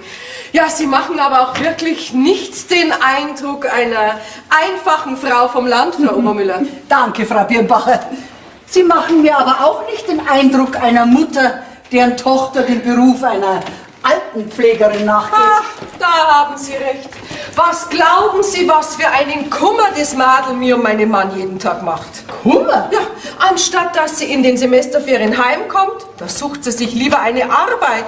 Ja, will eigenes Geld verdienen. Sie leben wohl in sehr gut situierten Verhältnissen. Naja, mein Mann hat eine sehr gut gehende Immobilienfirma. Immobilienfirma? Ja, Wollen wir uns nicht einen Moment setzen? gerne, danke. Kaffee, Jill? Ach, sehr gerne. Aber mit Milch bitte. Und Sie? Keine Immobilienfirma. Darf ich fragen, was Sie daher führt? Ja, vor über 20 Jahren habe ich als kleine Verwaltungsangestellte das Dorf verlassen und habe in München die gehobene Beamtenlaufbahn eingeschlagen. Ach, und in welche Richtung, wenn ich fragen darf? Ich bin in der alten Pinakothek für die Administration und Pressearbeit zuständig. Oh, Respekt. Danke. Ja, aber mit zunehmendem Alter zieht's mich halt immer mehr in die Heimat zurück. Zurück zu den Wurzeln. Genau. Und deshalb kandidiere ich für das Amt der Bürgermeisterin. Auf den ersten Blick kein einfaches Vorhaben, aber ich werde nichts unversucht lassen. Meine Partei, die WWP, setzt sich immer mehr durch und gewinnt immer mehr Wählerstimmen dazu. Gerti Obermüller, für Wachstum und Wohlstand klingt nicht schlecht. Ja. Könnten Sie nicht einen Teil Ihrer Firma in unser neues Gewerbegebiet verlegen? Wann findet denn die Wahl statt? In 2 Wochen. Ach, da liegt aber noch viel Überzeugungsarbeit vor Ihnen. Das können Sie laut sagen. Ach du liebe Zeit. Ich habe noch einen Termin bei der Firma Bergbichler. Ich muss sofort los. Ja, natürlich. Kann ich Ihnen noch irgendwie behilflich sein? Ach ja, ich müsste Ihren Herrn Vater noch dringend sprechen. Ah ja. bitte. Vater! Papa! Papa, komm mal raus, du hast Besuch. So, jetzt muss ich leider sofort los. Sie müssen mich entschuldigen. Auf Wiederschauen. Hat mich sehr gefreut, Sie kennenzulernen. Danke. Vater! Ja, langsam. Ah, Sie sind's. Guten Morgen. Guten Morgen, Herr Obermüller. Und? Alles in Ordnung bei Ihnen? Alles bestens. Die Morgengymnastik mit Ihrer Tochter, die wirkt ja Wunder, gell? So, danke schön. Ja, daran erinnern Sie mich besser nicht. Ja. Und? Haben Sie was rausgebracht? Zunächst einmal für Sie. Bisschen was zum Naschen. Oh, Schnapspralinen. Ich sehe schon, wir verstehen uns, wir zwei. Aber jetzt wieder zu meinem Beutel. Wie schaut's aus? Ist echt? Stellen Sie sich vor, die Expertise ist echt. Ja, dann wird es das Bild wohl auch sein. Ja. Ich hätte es ja nicht für möglich gehalten. Es handelt sich demnach um ein Frühwerk des holländischen Impressionisten Roger van Drommel. Ein Frühwerk? Ja, Heißt das hat er vor dem Frühstück gemalt? Ja, und wie viel ist es jetzt wert? ja, also ich denke 50.000 Euro wäre ein fairer Preis. Und ich könnte Ihnen sofort einen Scheck ausstellen. Hm? 50.000 Euro für mein Beutel. Ja, also es tut mir leid, aber die Preisfindung in der Kunst ist leider sehr, sehr schwierig. Ja, es ist halt kein Dürer. Nein, ein Trommler. Ja. Ja, aber der Preis ist schon in Ordnung. Ich kann ja verstehen, es ist nicht immer einfach, sich von einem Bild zu trennen. Och, bei den Argumenten fällt es mir eigentlich nicht ganz so schwer. Ja, Sie können sich sicher sein, in unserer Ausstellungshalle wird es einen Ehrenplatz bekommen. Ja, und Sie sind natürlich jederzeit eingeladen, es sich anzuschauen. Einen Ehrenplatz. Ja, ich würde Sie sogar persönlich abholen. Ja, schon, aber... Ach, naja, gut, ich meine, Sie können es sich ja noch überlegen. Ich werde erst heute Abend abreisen. Vielleicht ergibt sich ja doch noch eine Möglichkeit, mit der Marion zu reden. Nachdem ich jetzt gerade schon mal da bin, meinen Sie, ich dürfte noch einmal einen kurzen Blick auf das Bild werfen? Ja, aber selbstverständlich ging es noch rein in mein Zimmer. danke Wir schön. müssen es allerdings entschuldigen, ich bleib da. Ja. Ich muss mich jetzt ein bisschen ausruhen. Ja, ich bin gleich wieder da. Ein Trommler. Ich fass es nicht. Ich fass es nicht. 50.000 Euro für den alten Trommler. Ich muss schon sagen, wie du die hier mit der Hand gehalten hast. Alle Achtung. Tja, mein Onkel Hermann, der war halt ein guter Lehrmeister. Ja, und du? Ich habe gestern ein Bewerbungsgespräch gehabt. Ja, mir ist eine Stelle da im Dorf als Chefkoch angeboten worden. Ah, das ist der wahre Grund, warum du da bist. Also, wenn ich ehrlich bin, ja. Naja, vielleicht kann ich mich in Zukunft ja mehr in die Gegend da orientieren. Als Altenpflegerin. Okay, sie studiert. Opa, was machst denn du da? Ja, mei, ich höre euch interessiert zu. Nein. Au, weh. Hast du wieder einmal einen Einsatz gehabt? Ja, und was für einen? Ich bin wie wild durchs Dorf gerannt. Aha. Hast die Flucht ergriffen vor die Grillfeier in der Nachbarschaft? Schmarrn, ein Hund hat mich bissen. Was? Bissen? Ja, Da, wie ich die verdammten Prospekte austeilt hab. Am Summerer, sein Hund mag doch keine Uniform in. Ja, und warum hast du dann bei der Hitze deine Uniform an? Wahrscheinlich, weil die Prospekte so heiß waren. Damit mich keiner erkennt, warum denn sonst? Oh, das muss gnad werden. Was? Ja, die Hosen. Ach so, ja. Das andere ist nicht so schlimm, wie es ausschaut. Ist bloß ein Kratzer. Bloß ein Kratzer. Ja, das Hundsviech hat Zähne gehabt wie ein bengalischer Königstiger. Ich hab gemeint, ein Krokodil beißt mich. Ja, was jetzt? Ein Tiger oder ein Krokodil? Ne? Was ist denn da los? Sag einmal, wie schaust denn du aus? Ja, wahrscheinlich wie ein verletzter Feuerwehrmann. Au. Hast wieder an einem Einsatz teilgenommen, ha? Bist über einen Hydranten gestolpert, weil du gemeint hast, das ist ein Kollege. Nein, ein Summerer, sein Hund hat ihn zwickt. Was heißt da? Zwickt, Das ha? haben wir gleich. Ich glaub, der Bub braucht eine Betäubung. Nein, der braucht keine Betäubung. Danke. Ja. Der soll nicht so zimperlich sein. Au! Und dann möchte ich wissen, warum Sie sich Ihren Arztkoffer daher schicken lassen haben. Ah, du bist da. Ja, ich bin da. Du Verräter. Auge. Jetzt wird's ernst. Ja, Markus, was möchtest denn du da mit der Mistgabe? Ja, lass mein Wagen stehen. Meine Mutter hat mich heute in der Früh aus dem Altersheim angerufen. Hat ein Problem? Schmeckt dir das Essen nicht, ha? Wegen so einer Lappalle ruft die nicht an. Ich soll ihr Briefwahlunterlagen vorbeibringen, damit sie wählen kann. Sei doch froh, dass deine Mutter in ihrem Alter noch politisch interessiert ist. Karl, du hast doch gestern im Altersheim mit deiner Schwester eine Wahlkampfveranstaltung gemacht. Ja, Markus, das verstehst du nicht. Ich wurde gezwungen. Schau, das Plakat da ist an meinen Schub verkehrt. Aber doch nicht von meiner Schwester. Komm, tu nicht so, ob du das Plakat nicht kennen darfst. Ach so, das meinst du. Oh. Ja, und meine Frau hat gesehen, dass die von einer Person in einer Feuerwehruniform plakatiert worden sind. Ja, das war heute in der Früh noch ein bisschen frisch. Karl, wir haben jetzt über 20 Grad. Markus, ruhig dich doch. Ich gebe ja zu, dass ich die Prospekte verteilt habe und da die Plakate aufgehängt habe. Kommst du einfach mal dazu, dass du den Wahlkampf von deiner Schwester unterstützt? Ich erkläre dir ja alles, aber jetzt tu doch bitte schon einmal die Mistgabe weg. Also gut, ich höre. Ja, also pass auf. Ich hab dir doch erzählt, dass meine Schwester da in dem Apartment ein lebenslanges Wohnrecht hat. Au! Und wenn sie jetzt Bürgermeisterin wird, ja dann möchte sie auf das Recht da verzichten.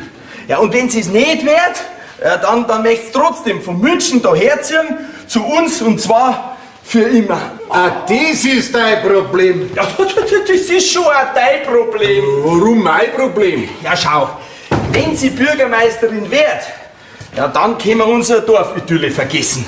Wird sie es nicht, ja, dann kann ich meine Familienidylle vergessen.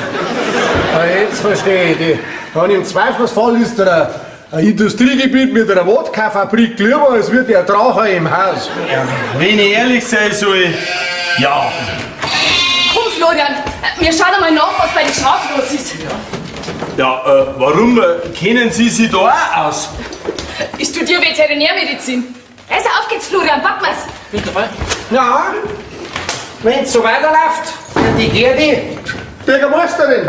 Was? Ja, wie meinst du jetzt das? Ja, die Stimmung, die es gibt, von heute auf morgen, kann man das auch nicht erklären.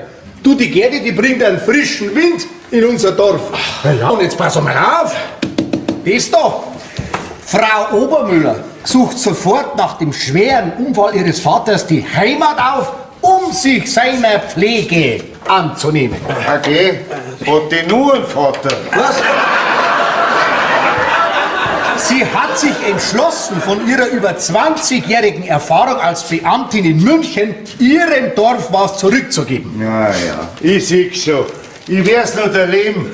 Anstatt dass ich am Dorfbrunnen ein Likör trinke, wäre ich in Zukunft mit Wodka in der Hand und dem Windradl auf unserer Gemeindewiese sitzen. Ja, aber da gibt's jetzt noch ein ganz anderes Problem. Ja, und das war? Na, unser Bürgermeister braucht doch nach seiner Abwahl Adäquate. Ja, genau richtig. Stellung. Ja, da wird sie dann schon was finden. Ja, da hat sie schon was gefunden. Er soll Verwaltungsdirektor in der Landwirtschaftskammer werden. Wie bitte? Das darf doch nicht wahr sein. Du, die Stelle, die ist mir versprochen worden, gell? Ja, das war gestern. Da hat er noch eine ganz andere politische und wirtschaftliche Situation geherrscht. Sind die Preise jetzt doch remarschiert? Was machen wir jetzt? Naja, bis nächsten Sonntag kann noch viel passieren. Und er weiß, vielleicht stehen wir dann wieder alle. Vor einer ganz anderen politischen und wirtschaftlichen Situation. Ich glaube, ich hab da eine Idee. Du, jetzt schauen wir da einmal in den Stall aus. Vielleicht können wir der Frau Doktor helfen. Geh mit, schauen wir uns die Gaudi an. Faszinierend! Faszinierend! Dieses Bild, einfach faszinierend! Ich hab auch was Faszinierendes für Sie, Frau Birnbacher. Und zwar eine faszinierende Idee.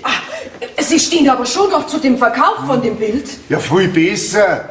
Ich schenk's Ihnen, wenn Sie mir dann gefallen werden. Ach, ja, da muss es sich aber um einen großen Gefallen handeln. Na, für Sie nicht. Haben Sie schon meine Tochter Gerti kennengelernt? Ja, heute in der Früh. Also im Gegensatz zu manch anderen eine sehr kultivierte Frau mit Umgangsformen. Finden Sie? Ja, sie war mir gleich sympathisch. Ja, und ich bewundere sie für den Schritt, den sie unternimmt und dafür den Posten der Bürgermeisterin kandidiert. Sehen Sie es, genau um das geht's. Ja, Frau Birnbacher, haben Sie sich gut mit meinem Vater unterhalten? Wisst was, meine Damen, geht's doch mit mir mal in mein Zimmer, dann werden uns wir drei einmal richtig unterhalten. Über gequantelten Surrealismus. Ja, über die surrealistisch überzeichnete Einheit von Zeit und Raum. Ja, da brauchst du gar nicht so schauen. Weil wenn du einmal in Pension gehst, dann übernehme ich deinen Posten bei der Pinakothek.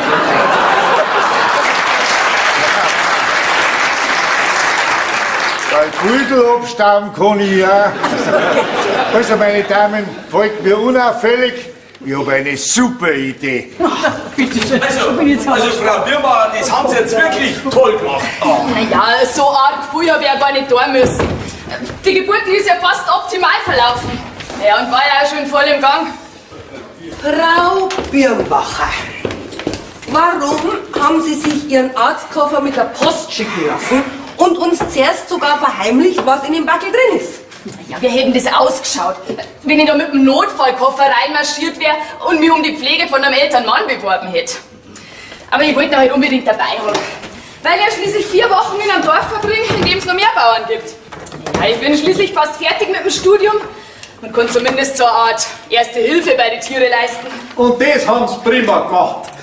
Mensch, Frau Birnbacher, ich kann sich noch nicht vorstellen, dass Sie in ein paar Jahren mal die Praxis von Dr. Meier übernehmen. Sie sucht händeringend eine Nachfolger.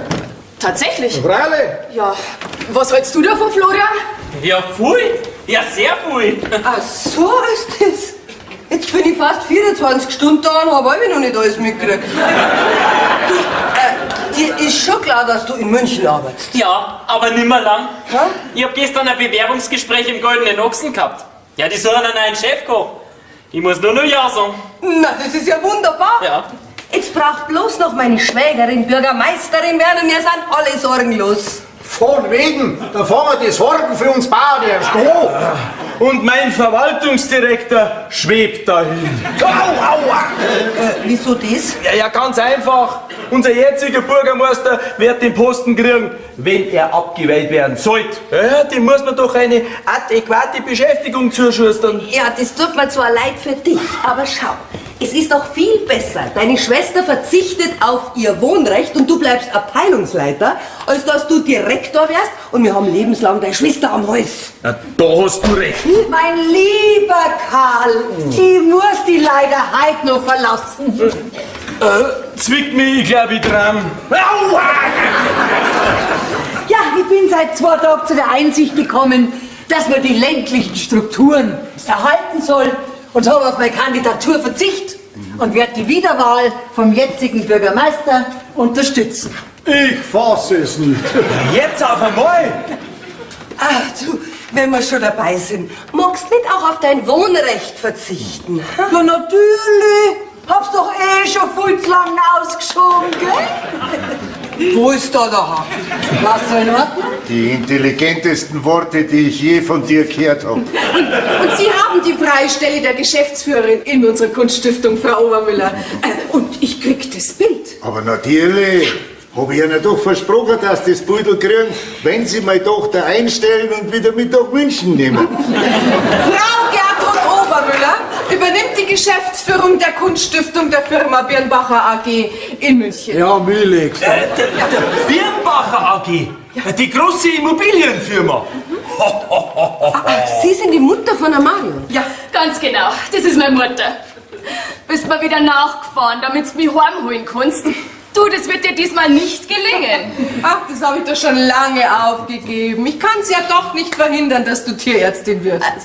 Du wärst langsam einsichtig. Ja. Mama, denk dran, du sprichst vor Zeugen. Tja, Gerdi, dann wünsche ich dir halt viel Glück und Erfolg bei deiner neuen Aufgabe als Leiterin der Kunststiftung der Birnbacher AG. Okay. Danke, lieber Karl, vielen Dank. Und ich bin mir sicher, die Landwirtschaftskammer hat mit dir als Verwaltungsdirektor die beste Wahl getroffen, die sie treffen konnte. Also, Bevor wir jetzt alle in kollektives Jubeln verfallen, sollten wir uns vielleicht noch um die Sache mit die Kier und die Schaf kümmern. Ja, die machen doch nicht viel Arbeit. Ja, das habe ich gemerkt. Euch zwei Männer ist ja nicht einmal aufgefallen, dass man Kier auch melken muss. Also ich darf vorschlagen, dass für die nächsten 4 Wochen, solange die Frau Birnbacher noch bei... Jetzt sagst doch einfach Marion zu mir. Gut, solange die Marion noch da bei uns ist und wir nicht wissen, wie es mit denen zwei da weitergeht. Halten wir das Viech da am Hof und später wird uns dann schon eine vernünftige Lösung einfallen. Gut, damit wäre ich erst einmal einverstanden. Und wer weiß, vielleicht stehen wir in 4 Wochen wieder alle. Vor einer vollkommen neuen politischen und wirtschaftlichen Situation.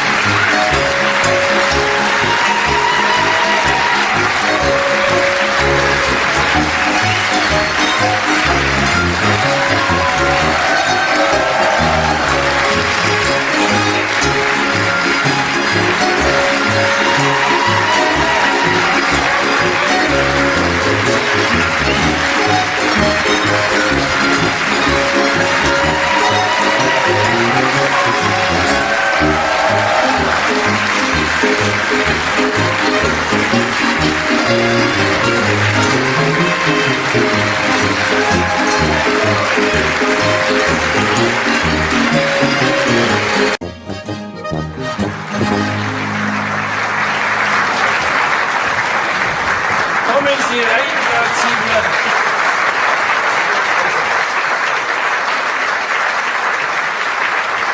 Was wollen Sie wissen? Nun, die Leser unserer Zeitung interessiert natürlich, was Sie in Sachen Grundschule zu sagen haben. Naja, also so leid, wie mir das als Bürgermeister tut, aber die Schließung unserer Grundschule war leider unumgänglich. Und es hat im Gemeinderat keine Gegenstimmen gegeben? Na, die Abstimmung war einstimmig. Ach, ich habe gehört, darf ich? Ja, freilich, bitte. Dass ein gewisser Herr Böllinger nur durch eine Schenkung zu seiner Ja-Stimme zu bewegen war.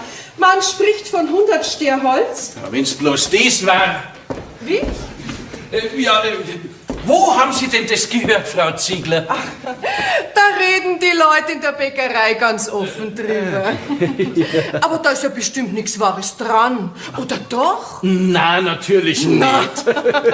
Welcher Depp aus dem Gemeinderat hat denn da wieder sein Pappen nicht halten können?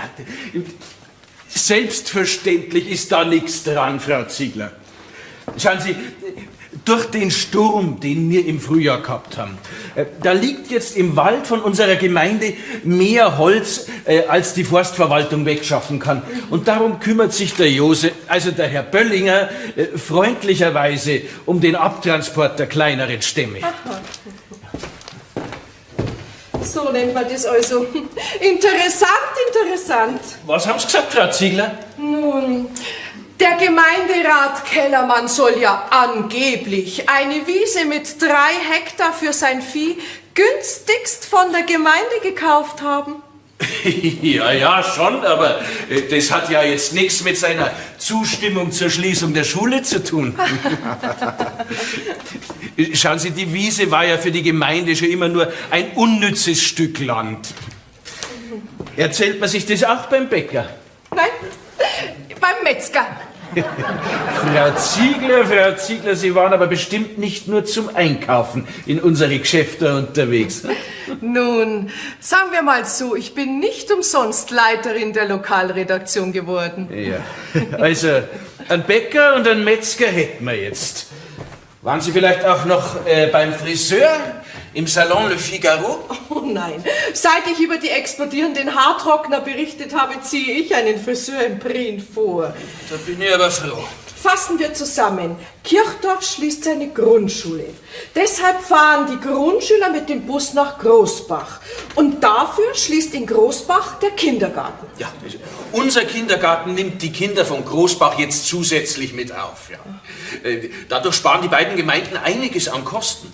Das muss ja eine Menge Überzeugungsarbeit gekostet haben, bis alle von dieser Aktion überzeugt waren. Ja, das hat's wirklich. Ja. Und 100 Ster Holz und 3 Hektar Wiesen haben da als Bestechung ausgereicht. Ja, also,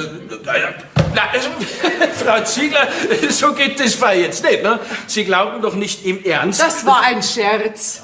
Herr Müller, ein Scherz. Ja. Ich werde doch Ihre Ausführungen nicht in Frage stellen und auf so ein dummes Geschwätz hören. Ja, da bin ich jetzt aber froh. Ja, fast schon gemeint, Sie sind also eine Sensationsreporterin, die nur auf die Verkaufszahlen schielt. Wo denken Sie denn hin?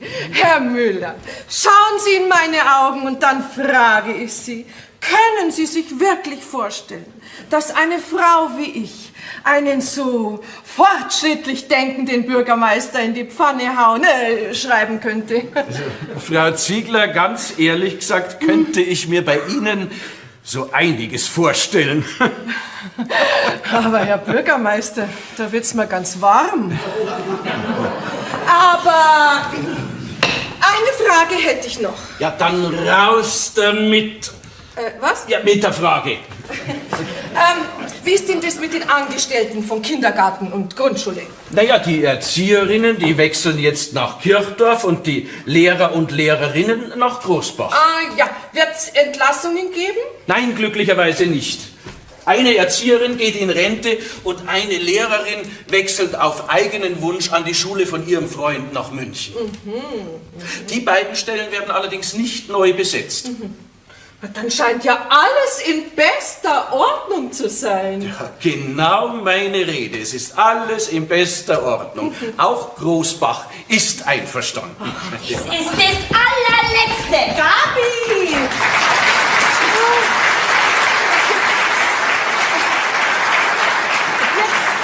Jetzt lass halt den Schmarrn sein. Nein, mein Entschluss steht fest. Aber der Papa hat schließlich gesagt, wie mir seine Entscheidung nicht passt, soll ich heute gehen. Aber geh, das hat er doch nicht so gemeint. Hab ich recht, Harald? Ja, freilich, du hast ja immer recht. Um was geht's denn? Also ich zieh erst einmal in unsere Ferienwohnung, bis ich was Eigenes gefunden hab.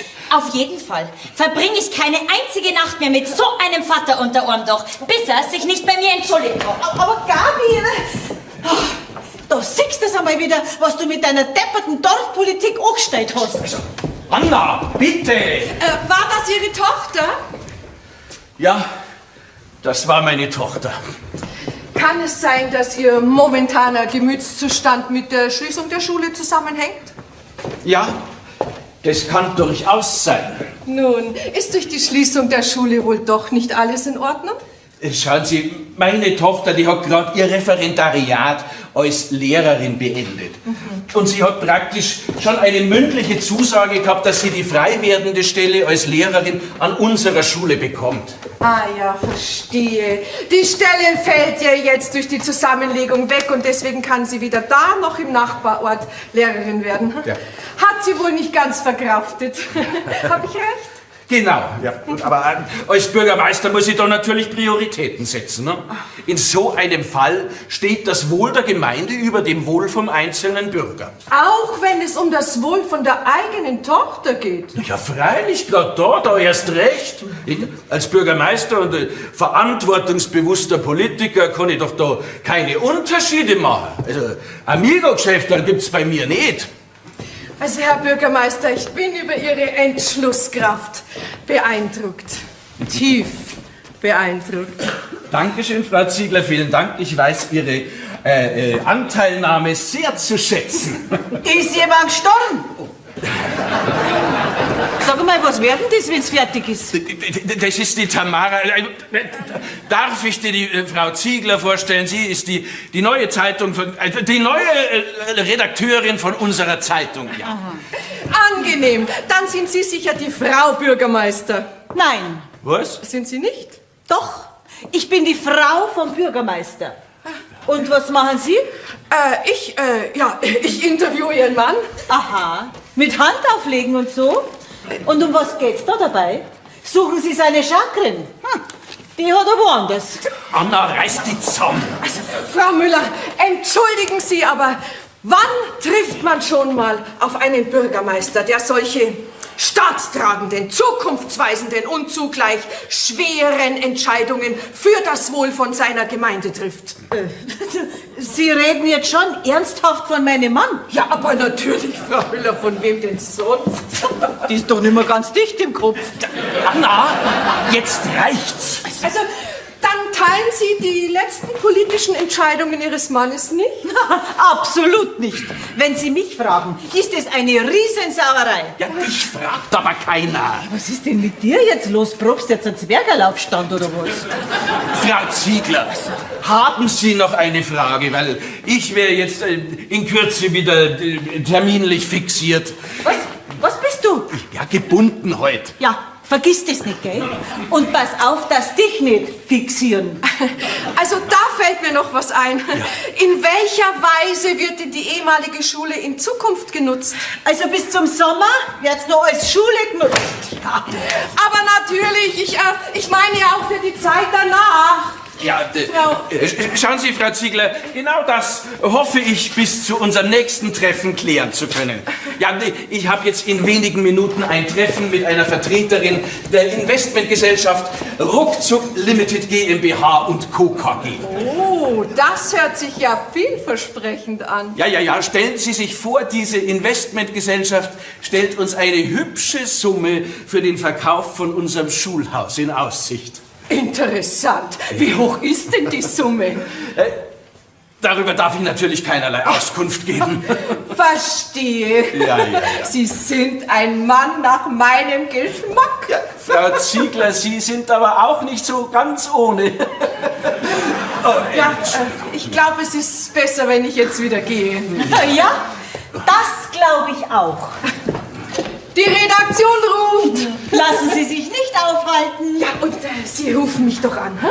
Also, wenn Sie Näheres über den Verkauf und die spätere Nutzung der alten Schule wissen. Ja? Ach so, ja, klar. Freilich. Sie sollen als allererste davon erfahren. Ja, also dann auf Wiedersehen, lieber Herr Bürgermeister. Ja. Wiedersehen, Frau Müller. Auf Wiedersehen, liebe Frau Ziegler. Ja, auf Wiederschauen und viel Vergnügen beim Schreiben von diesem Artikel. Oh ja, den werde ich haben. Also auf den Zeitungsbericht bin ich einmal gespannt.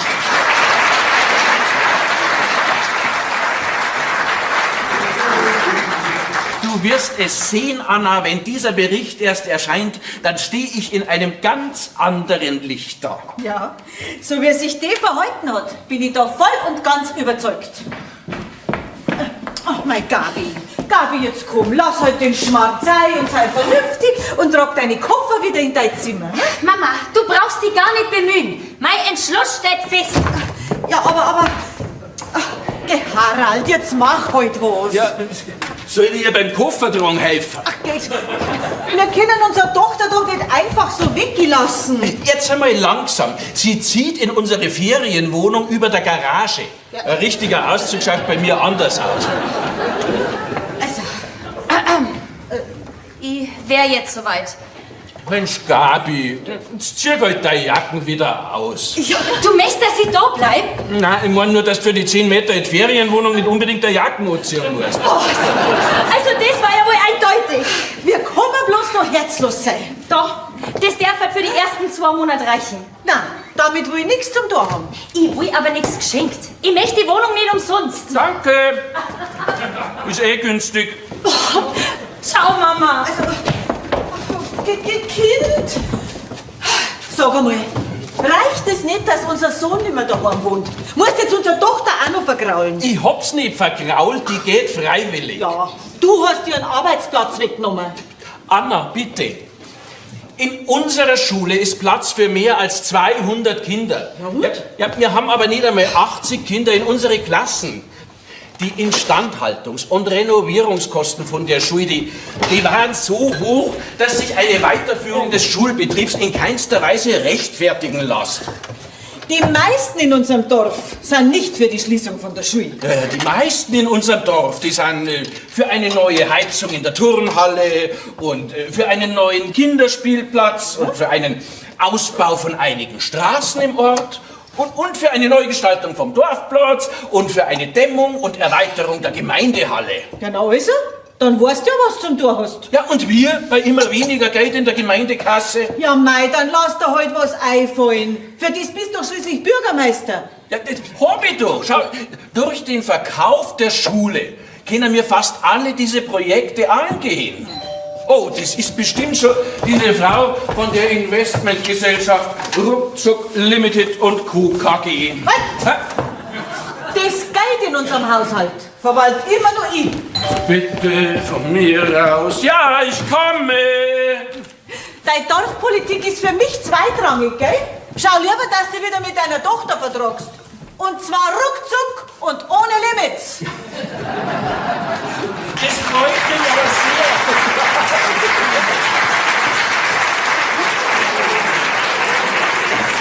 Das freut mich sehr, Frau Glitschek. Frau Glitschek, ja. Möchten Sie ablegen? Wie? Ja, nein, ja. Ich meine, möchten Sie vielleicht Platz nehmen? Oh, vielen Dank, Herr Müller. Danke, dass ich gleich zu Ihnen nach Hause eingeladen werde. Ja, aber keine Ursache. Ein Tassel Kaffee? Gern. Wollen Sie vielleicht was dazu? Ein paar Keksel? Oh ja, gern. Ja. Na dann.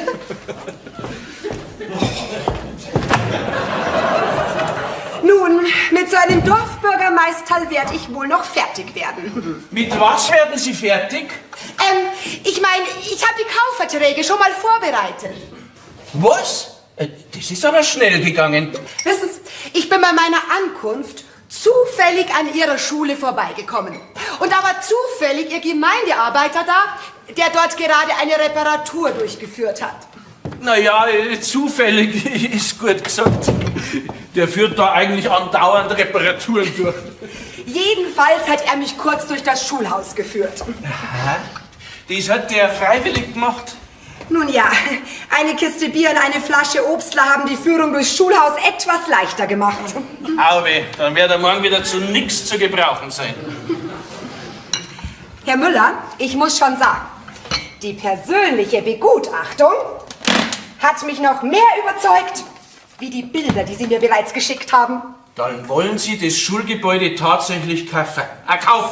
Aber natürlich, ein idealeres Gebäude für unser Vorhaben kann ich mir gar nicht vorstellen. Frau Glitschek, Sie glauben gar nicht, wie erleichtert ich bin. Der Gemeinderat hat ja schon Angst gehabt, dass das Gebäude jetzt jahrelang leer stehen und vor sich hingammeln wird. Ich glaube, diese Befürchtung können Sie getrost aus Ihrem Gedächtnis streichen. Natürlich muss der Gemeinderat noch unserer Nutzungsart und unserem Sanierungs- und Umbaukonzept zustimmen. Ja, Sie planen da so eine Art Wohlfühloase. Ja, genau, so etwas in dieser Art. Ja, also die oberen Klassenzimmer müssten in kleinere Zimmer aufgeteilt werden. Ja, verstehst du, so eine Art Ruheräume, ne? Naja, ob es in diesen Räumen immer ruhig zugehen wird, bezweifle ich. Aber auf jeden Fall kann man sich dort hinlegen. Verstehe. Schauen Sie, und in der mittleren Etage werden dann Massage- und Saunaräume, Whirlpools und so weiter eingebaut. Boah, eine Damensauna, da werden Sie unsere Frauen aber freuen. Ja, das glaube ich auch. Ja, und im Erdgeschoss entsteht eine gemütliche Bar. Wow, eine Bar. Schauen Sie, sowas fällt bei uns. Ich bin begeistert. Natürlich werden wir um den gesamten Pausenhof eine dicke Mauer ziehen müssen. Okay, wieso das? Nun ja, es will ja nicht jeder gleich gesehen werden, wenn Ja, wenn er nackt aus der Sauna kommt, zum Abkühlen. Ganz genau, Herr Müller, Sie haben es erfasst. Ja. Also, jetzt seien Sie mir aber bitte nicht böse, Frau Glitschek. Können Sie mir Referenzen zeigen von bereits bestehenden Objekten? Aber natürlich, Herr Müller, aber natürlich. Schauen Sie. Wohlfühloase, blaue Lagune. Oh, das schaut aber gut aus. Oh, diese Ruheräume sind aber wirklich nicht besonders groß. Das täuscht, weil die Betten so groß sind. Boah, da laufen aber viele hübsche junge Damen rum. Ja, wir suchen unser Personal gezielt und nach sehr strengen Kriterien aus. Dann entstehen ja da auch neue Arbeitsplätze bei uns am Ort. Oh ja, Sie werden ganz neue Berufsfelder in Ihrem Ort antreffen. Darf ich? Ja, freilich natürlich. Sind Sie sich denn sicher, dass sich sowas bei uns am Land da überhaupt auszahlt? Ja, und wie? Der Umbau von solch großen Gebäuden ist in der Stadt wegen der hohen Grundstückspreise überhaupt nicht finanzierbar. Die Leute fahren für so ein einen Wohlfühltag gerne aufs Land. Ja, das klingt ja alles sehr gut, Frau Glitschik. Glitschek. Aber nennen Sie mich doch einfach Yvonne. Aber sehr gern, Frau. Yvonne, ich meine, ich bin der Harald. Meine Freunde, die nennen mich Harry. Jetzt wird's mir direkt ein bisschen heiß. Ist alles in Ordnung, Harry? Ja, freilich. Aber schon, dass ich über diesen Verkauf nicht allein entscheiden kann. Also da muss ich dann schon den Gemeinderat informieren und drüber abstimmen lassen. Nun, Harry, ich hätte gedacht, wir könnten schon mal so eine Art Vorvertrag, Nein, Yvonne, also ohne Gemeinderatsbeschluss sind mir die Hände gebunden. Nun ja, die Zustimmung vom Gemeinderat ist doch sicherlich nur eine Formalität. Aber Harry, so ein Mann wie du wird doch die Mitglieder vom Gemeinderat sicher ohne Probleme überzeugen können. Freilich, es ist doch überhaupt kein Problem. So. Dasselbe Herr, die nächste Dame. Harry, fahr schon mal den Wagen vor, ich muss zum Einkaufen. Aber...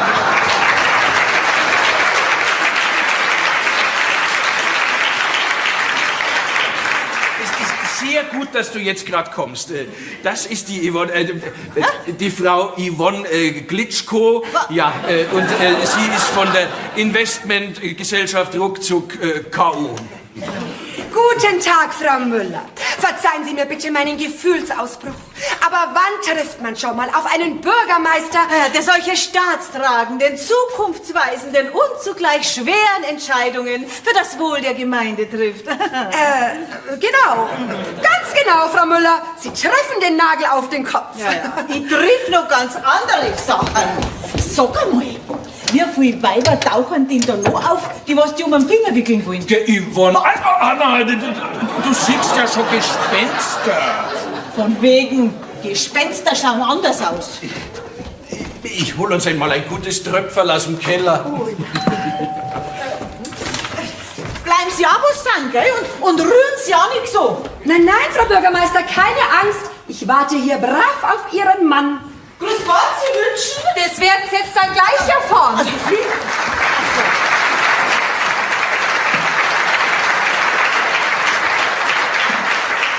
Und kommen Sie ja nicht mit irgendwelchen Ausflüchten. Also, wo ist er? Ja, wen meinen Sie denn und wer sind Sie überhaupt? Ich bin Jessica Lange und ich will jetzt auf der Stelle den Alfred Schubert sprechen. Ja, aber bei uns wohnt keiner mit dem Namen. Ja, und ich kenne niemanden, der so heißt. Nein. Also so leicht lasse ich mich nicht abwimmeln. Ja, aber... Ach du! Hat er sich im Keller versteckt? Alfred? Nein, das ist mein Mann im Keller. Mein Gott, na, was hat denn der jetzt schon wieder angestellt? Keine Angst, ich bleibe, wo ich bin und fasse nichts an. Ja, der gut sein.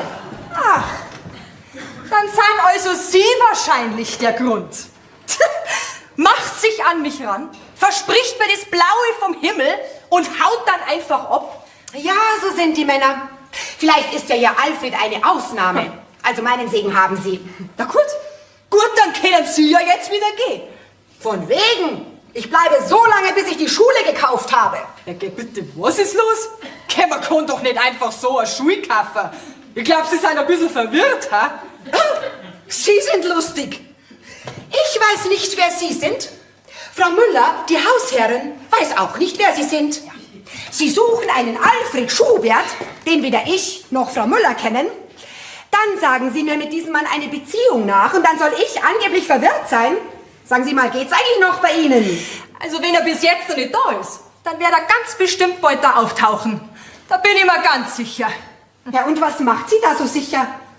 Ich hab einen Kollegen von ihm bestochen.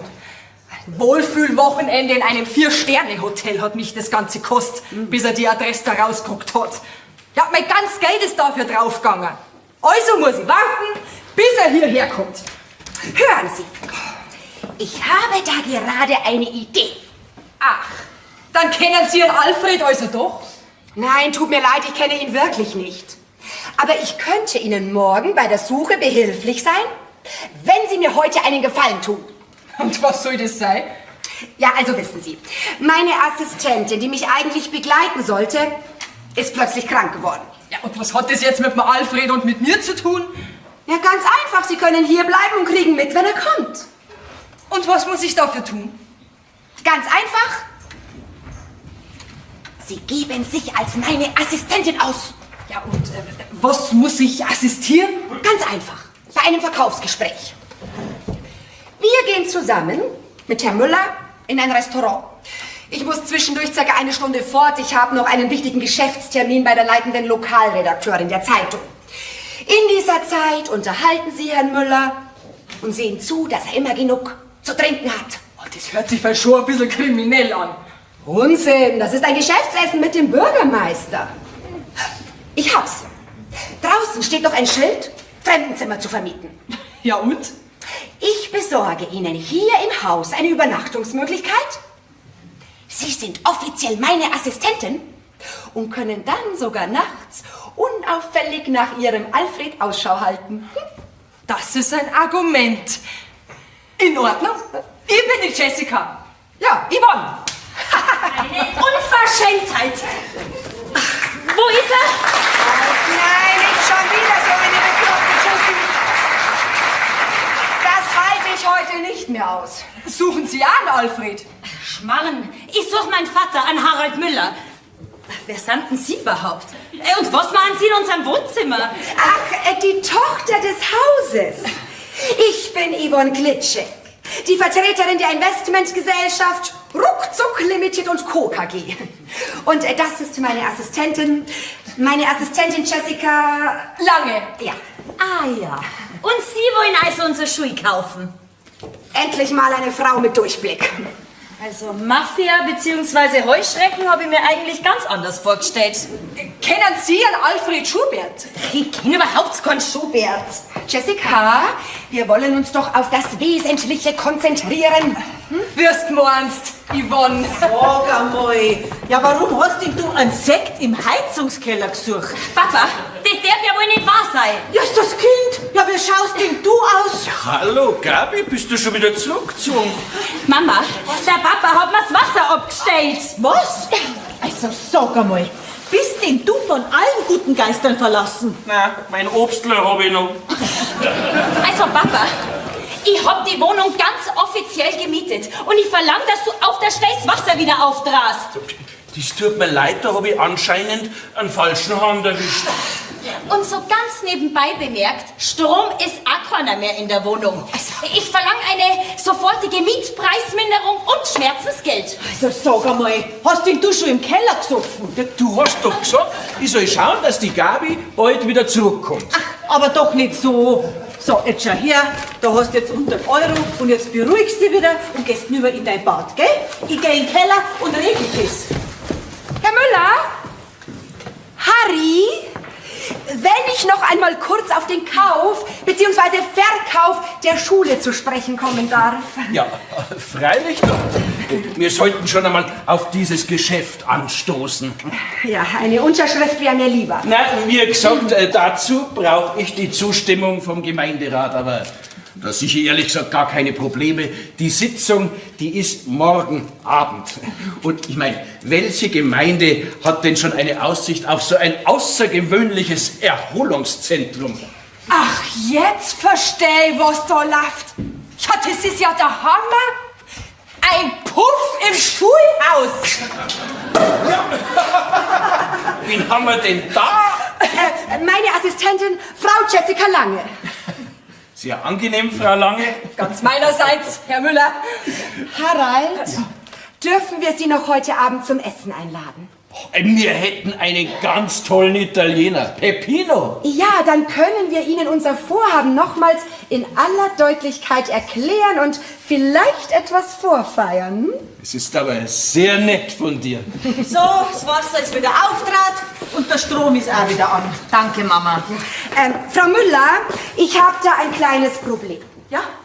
Ja, ich hatte meine Assistentin erst morgen früh erwartet. Was jetzt Assistentin? Ich hab mir gedacht, Sie suchen einen gewissen... Ach, das ist jetzt nicht mehr so wichtig. Ja, und ich habe für Sie erst ab morgen ein Zimmer in meinem Hotel gebucht. Sie haben doch auch Fremdenzimmer zu vermieten. Könnte sie nicht auch für eine Nacht hier wohnen? Ja, selbstverständlich. Es ist doch überhaupt kein Problem. Ja, aber in die Zimmer, da ist ja schon alles für einen Maler hergekriegt. Aber... Mama, denk erst gar nicht dran. Die schlaft nicht in meinem Zimmer. Naja, ein Andi sein Zimmer ist ja auch noch frei. Vielen Dank, Frau Müller, das ist sehr nett. Wir können ja deine Assistentin nicht auf der Straße schlafen lassen. Also dann, Stößchen. Hä? Ja, zum Wohl. Ja. Dann haben ja wir heute Abend den gleichen Heimweg. Pass auf, wenn mein Papa was getrunken hat, redet er gern mit die Händen. Frau Müller, Sie haben doch sicher nichts dagegen, wenn wir Ihren Mann zu einem Geschäftsessen einladen. Meine Assistentin Jessica wird ihn danach auch wieder sicher nach Hause begleiten. Ja, das kann auch auf ein Nachhause tragen auslaufen. Anna, meine Damen, auf einen schönen Abend. Ja, dann gehe ich jetzt gleich einmal zu meinem Auto und hol doch gleich mal meine Sachen. Ja? Ja. Und ich werde mich im Hotel etwas frisch machen. Und dann treffen wir uns um 19 Uhr bei Peppino. Ja. Moment, dann hier Ihre Jacke. Tschüss. Tschüss. Ich werde mein Auto mit dem Auto auf Schlüssel frisch machen. Also bei dir nennt man das wohl eher Altbausanierung. Da stimmt doch was nicht. Den zwei Weiber ist der Papa doch gar nicht gewachsen. Du, diese Yvonne, die haut ihn übers Ohr, bevor er Piep sagen kann. Wenn die den in der Mangel hat, dann kann der nicht einmal mehr Piep sagen. Mama, du musst da was unternehmen. Wer weiß, was die Tussi mit unserer Schule vorhat. Du, am Ende gibt der Papa denen sogar noch Geld, damit unsere Schule kaufen. Ja, freilich, da hast du schon recht. Du, ganz was anderes noch. Hast du eine Ahnung, wer dieser Alfred Schubert sein kann, den diese Jessica da sucht? Da habe ich so eine vage Idee. Der taucht vielleicht wirklich bald da auf. Aber das kriege ich schon noch genau raus. Moment einmal. Was willst denn du mit der Flaschen Obstler? Was werde ich wohl mit einem Schnaps machen? Ich brauche jetzt für mein Badwasser einen gescheiten Aufguss. Oi, das kann ja noch heiter werden.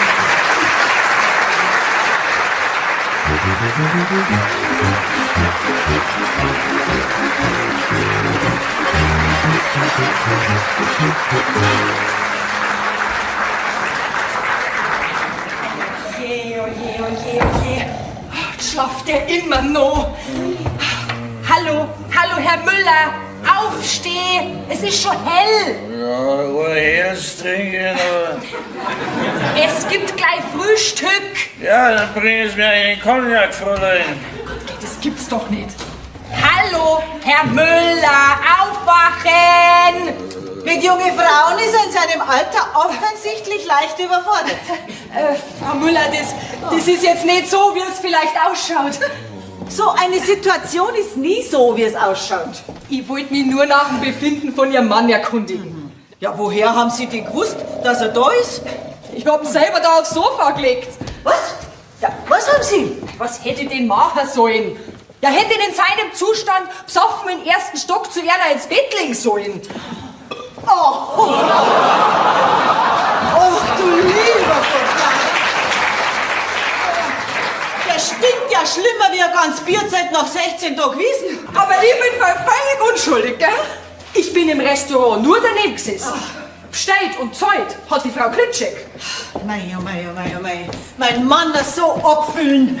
Also Sie haben ja eine saubere Chefin. Was für eine Chefin?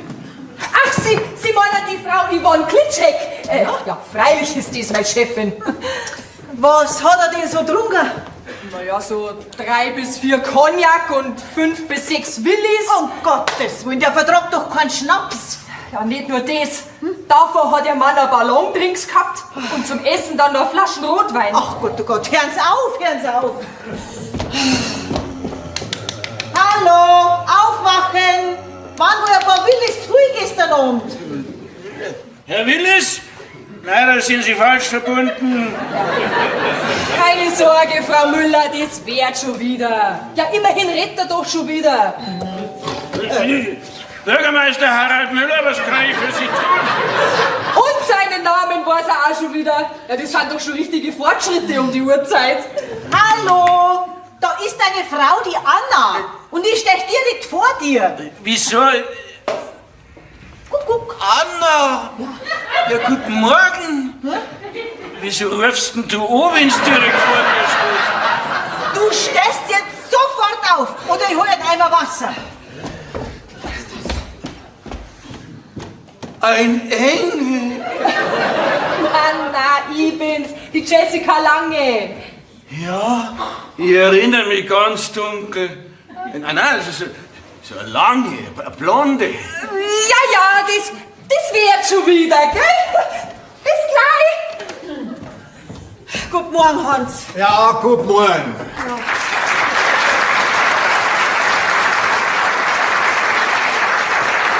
Sag einmal, ist der Mo von alle guten Geister verlassen?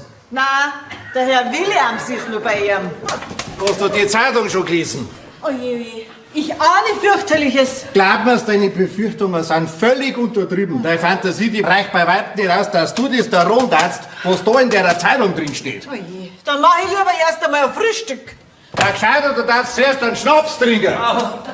Nicht so laut und bitte sag das Wort Schnaps heute in der Früh nimmer. Aha, der Herr Bürgermeister ist schon aufgestanden. Ja, ich vermute ganz stark, dass ich es nicht einmal bis ins Bett geschafft habe. Hast du die Zeitung schon gelesen? Herrschaft, ich kann doch kaum aus die Augen schauen. Wer hätte denn da eine Zeitung lesen sollen? Ja, das Foto wirst du wohl noch erkennen. Das ist ein großes Foto. Ja, ein sehr großes Foto. Das bin ja ich.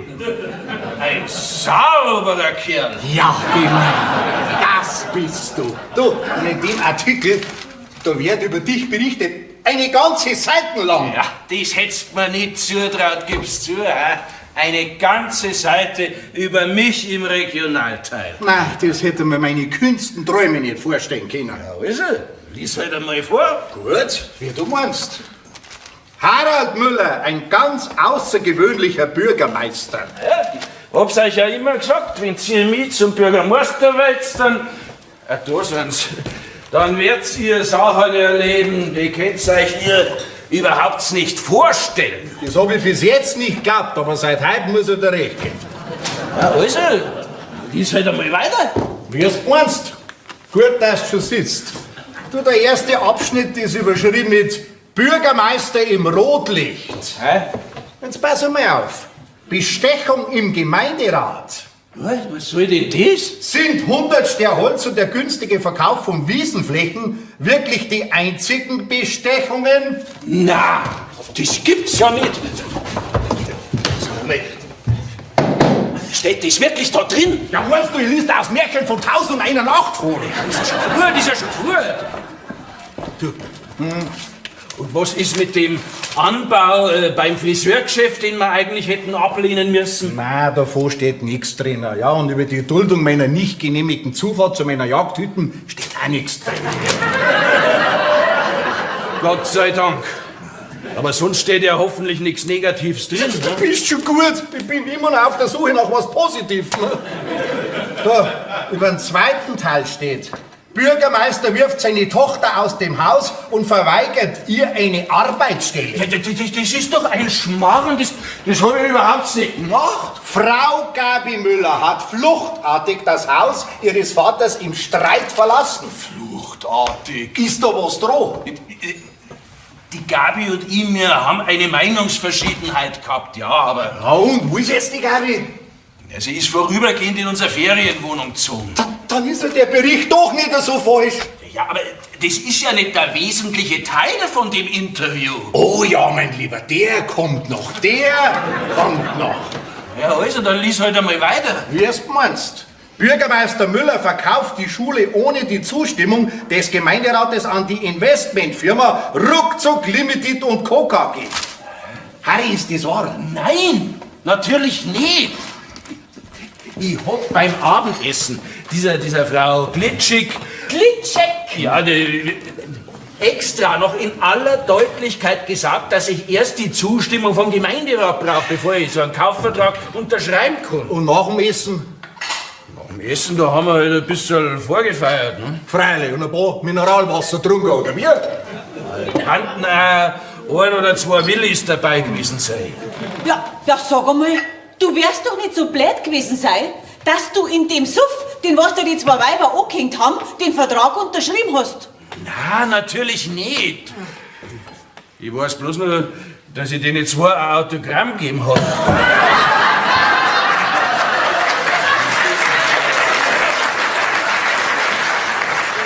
Ein Autogramm? Ja, glaubst denn du, dass zwei Frauen von einer Investmentgesellschaft, von so einem zusammengezupften Provinzbürgermeister wie du einer bist, ein Autogramm wollen? Ach du lieber Gott, nein. Also bitte, ich war immerhin der beste Mittelstürmer und Torschützenkönig. Ja, bei uns in der Kreisklasse. Vor 25 Jahren. Ja, ein bisschen gewundert hat mich das schon. Harry, sieh doch das realistisch. Die haben dir den Vertrag hingelegt und du hast dir deinen Rausch unterschrieben. Ja, mei, und wenn schon. Die Zustimmung vom Gemeinderat ist doch eh bloß noch eine reine Formsache. Was? Eine reine Formsache? Ja, ich mein, wo findet man denn jemand, der für so einen alten Kasten so viel Geld zahlt? Diese Investmentgesellschaft ist für unsere Gemeinde der reinste Glücksfall. Glücksfall ist gut. Das meine ich schon eher ein Sündenfall. Es geht doch nicht um den Verkauf an sich, sondern um die künftige Nutzungsart. Ja, bitte, was spricht denn gegen eine Wellness- und Wohlfühloase mit Sauna, Fitnessraum und so weiter und so weiter? Da meine ich, da geht's aber schon eher um das und so weiter und so weiter. Du, der hat wirklich keinen blassen Schimmer, was aus unserer Schule werden soll. Ein Ort der Freude. Ja, dank Freude halt.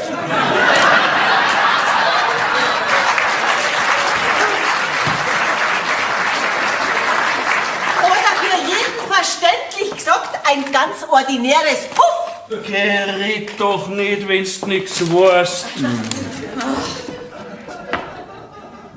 Das gibt's doch nicht. Diese Investmentgesellschaft ruckzuck, Dings und Bums. Jawohl, Bums. Das trifft den Nagel auf den Kopf. Ruckzuck Limited und Co. KG.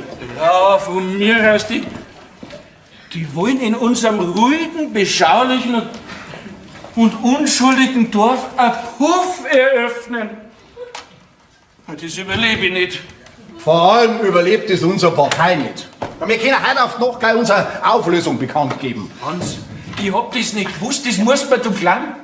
Die zwei Frauen, die haben mich überrumpelt. Ja, also das kann ich wirklich voll bestätigen. Jetzt verstehe ich erst, was diese Frau Glitschek gemeint hat, wie sie gesagt hat, dass aus unserer Schule eine Puff! Du, da steht Haus der Träume und Leidenschaften. Du kommst gestresst und gehst entspannt. Sag ich doch, Puff! Dass aus unserer Schule ein gewisses Etablissement. Oh, mein Harald, ein Etablissement ist ein Puff. Aber bitte, wenn der Etablissement besser gefällt, auf den Begriff können wir uns gern einigen. Dass das ein Dings werden soll, das hätte ich doch nie für möglich gehalten. Wenn ich das geahnt hätte, dann war ich doch nie auf die Idee gekommen, dass ich mir auf diese Ruckzuck Limited und Co. KG. ja, einlass. Wenn ich dir das gab, nützt dir das gar nichts. Verzeih das einmal lieber deinem Gemeinderat. Der will ja gar nicht so denken. Kann ich ja gleich auswandern. Das heißt, wenn du überhaupt aus dem Dorf rauslassen. Das wird schon das Exkursionskomitee vom Gemeinderat sein. Wenn dann schon als Exekutionskommando. Schmarrn, so früher sind doch deine Saufkumpanen noch gar nicht auf die Füße. Du beschützt mich aber, oder? Jetzt hör doch endlich einmal mit deinem Schmarrn auf. Lass uns lieber überlegen, wie wir aus den Schlamassel wieder rauskommen. Also, komm rein, Papa. Guten Morgen.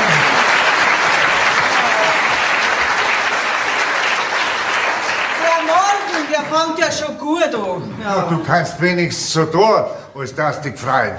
Mein Schwiegervater, der hat mir gerade noch gefällt. Hallo, Schwiegerpapa. Morgen, mein Lieber. Guten Morgen, Herr Stadtfeld. Ah, der Herr Meier, guten Morgen. Na, was für ein herrlicher Tag heute, gell? Ja, und was für eine freundliche Begrüßung. Also sag einmal, Papa, hast du schon was getrunken oder geht's dir nicht gut? Weder noch. Ich hab die Zeitung gelesen. Und hab mich selten so amüsiert wie diesmal. Papa, bitte.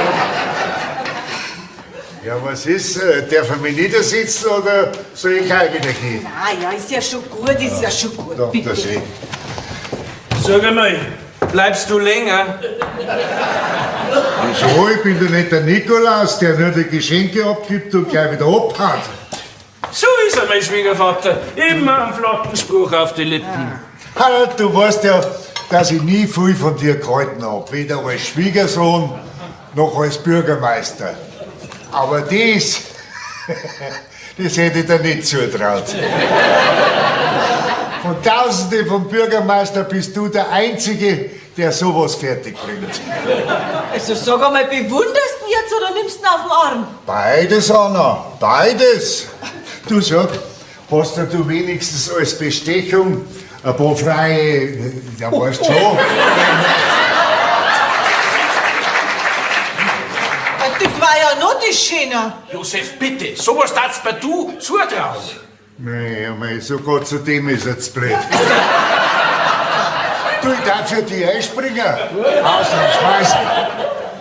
Schwiegervater, ich habe keine Ahnung gehabt, was für ein Etablissement. da draus werden soll. Ich bin hinters Licht geführt worden. Ja, mit gewichtigen Argumenten. Ja, ich weiß schon. Ich bin auch nicht umsonst da.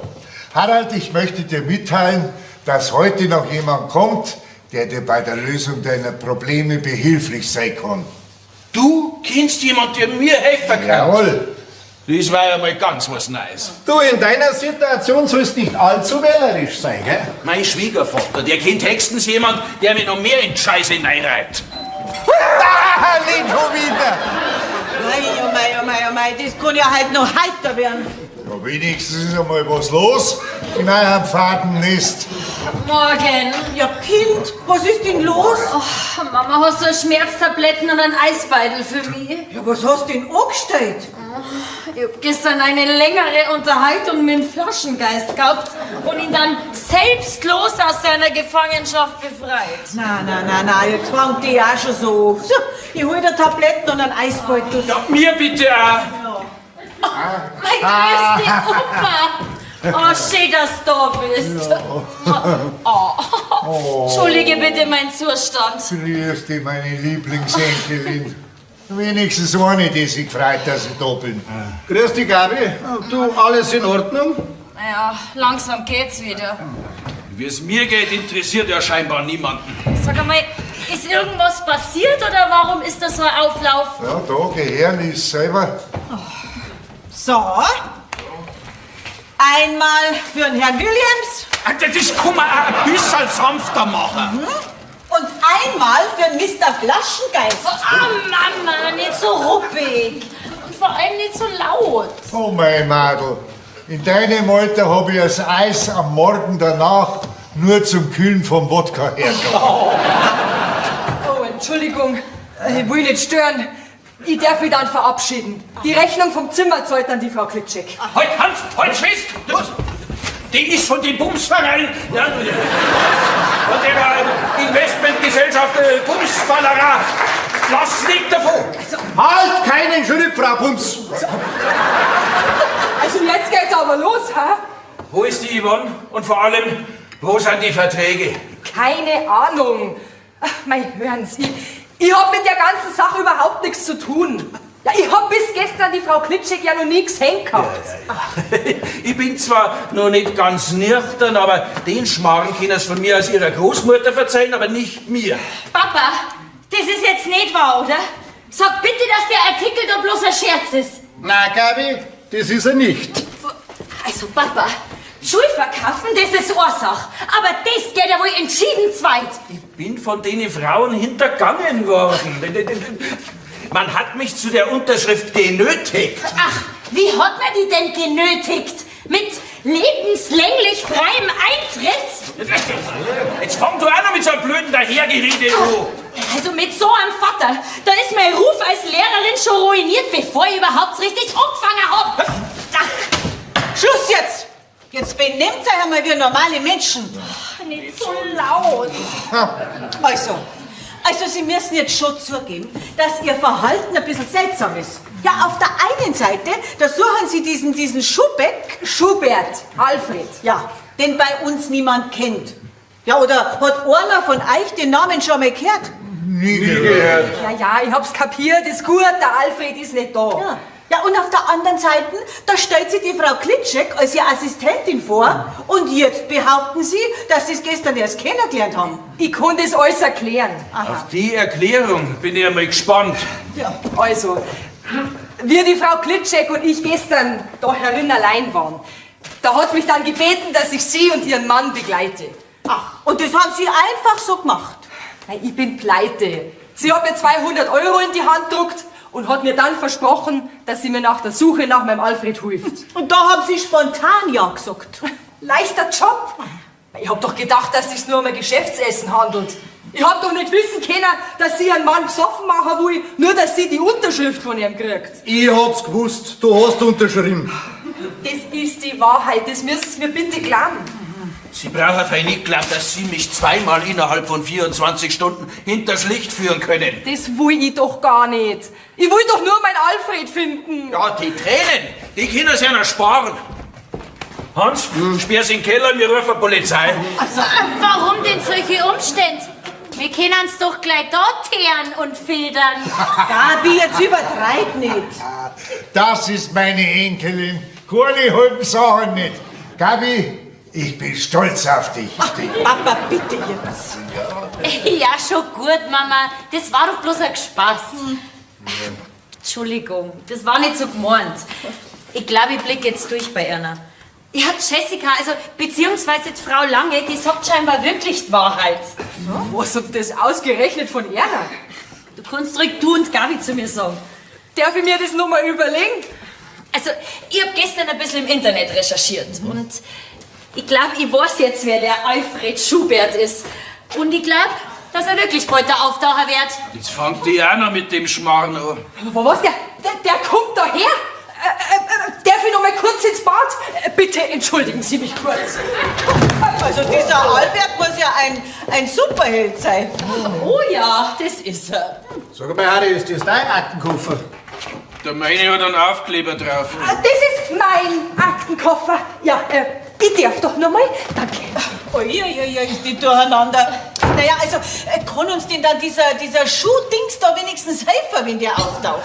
Keine Ahnung. Also mit dem Verkauf von der Schuhe hat er jedenfalls nichts zum da. Oder vielleicht doch? Das hilft alles nichts. Wir werden mir jetzt irgendwie ein bisschen frisch machen müssen. Ein bisschen ist gut. Du brauchst ein Vollbad. Ja, ich gehe mal kurz ins Bad. Ja, hast recht, Harry.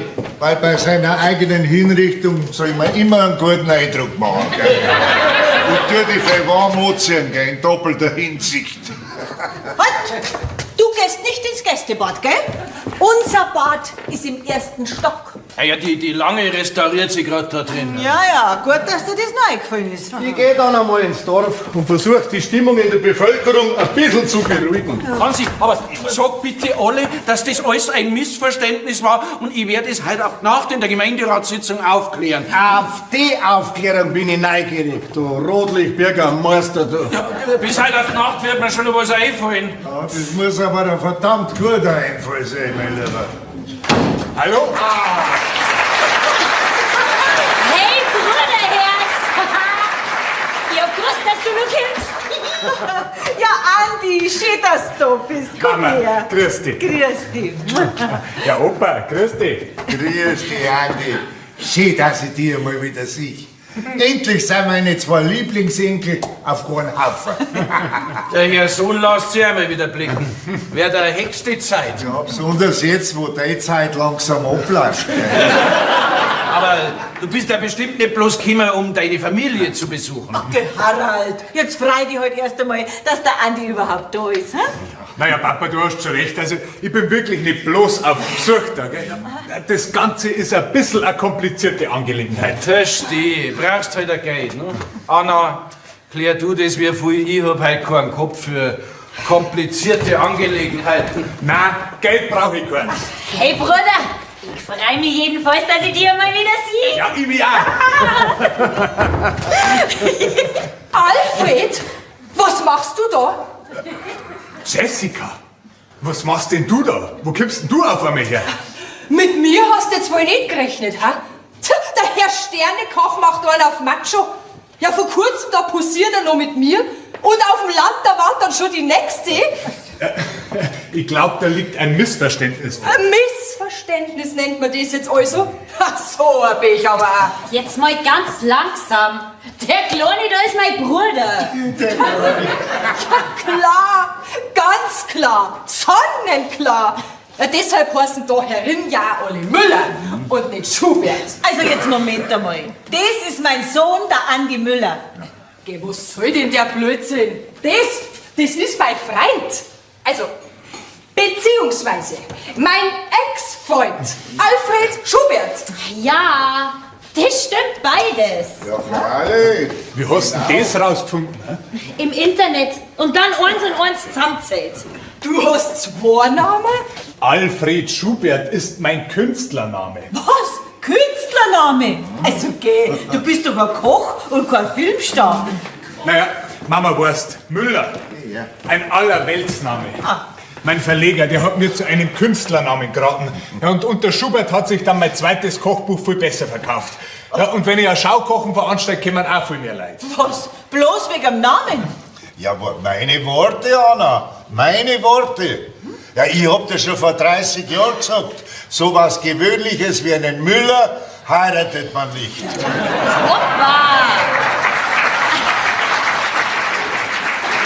Alfred oder von mir aus ein Andi. Du hast es nicht einmal für nötig gehalten, mir deinen richtigen Namen zum Song? Das ist ja super. Naja, irgendwie hat sich nie der richtige Zeitpunkt ergeben. Männer! Du, aber jetzt sag mir bitte einmal ehrlich, warum hast du alles stehen und liegen lassen und bist dann da hergefahren? Ja, also das darf mich jetzt auch interessieren. Zuerst einmal müsst ihr wissen, dass ich meine Arbeit als Koch im Hotel aufgegeben habe und jetzt für unseren Verband arbeite. Ach so, ja, da hört man ja interessante Neuigkeiten. Unsere Ja, wenn ich da mal kurz unterbrechen darf, weil bis nämlich der Andi zum Punkt kommt, ist Nachmittag. Und ich habe euch was ganz Wichtiges zum Sagen. Ja? Den Aktenkoffer, den ich gerade ins Bad mitgenommen habe. Das ist gar nicht mein Aktenkoffer. Sondern? Der von der Frau Klitschek, den ich irrtümlich vertauscht habe. Und so wie es ausschaut, hat jetzt sie den von ihrem Mann und ich hab ihren. Das heißt also, alle Verträge sind da im Haus. Im Aktenkoffer von der Frau Klitschek, der wiederum im Bad steht. Ja, aber das heißt doch, wenn wir diese Verträge jetzt vernichten, dann ist die Schule gar nicht verkauft. Genau das will ich damit sagen. Tja, dann wird's wohl nichts werden mit meinem Besuch in diesem Haus der Träume.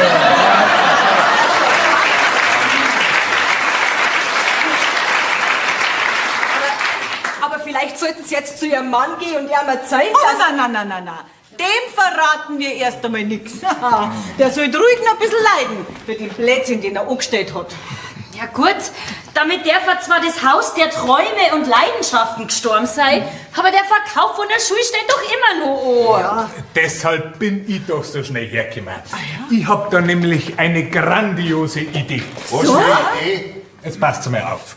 Ich will zwar kein Haus der Träume und Leidenschaften machen, aber ich will einen Tempel der Lust eröffnen. Einen Tempel der Lust?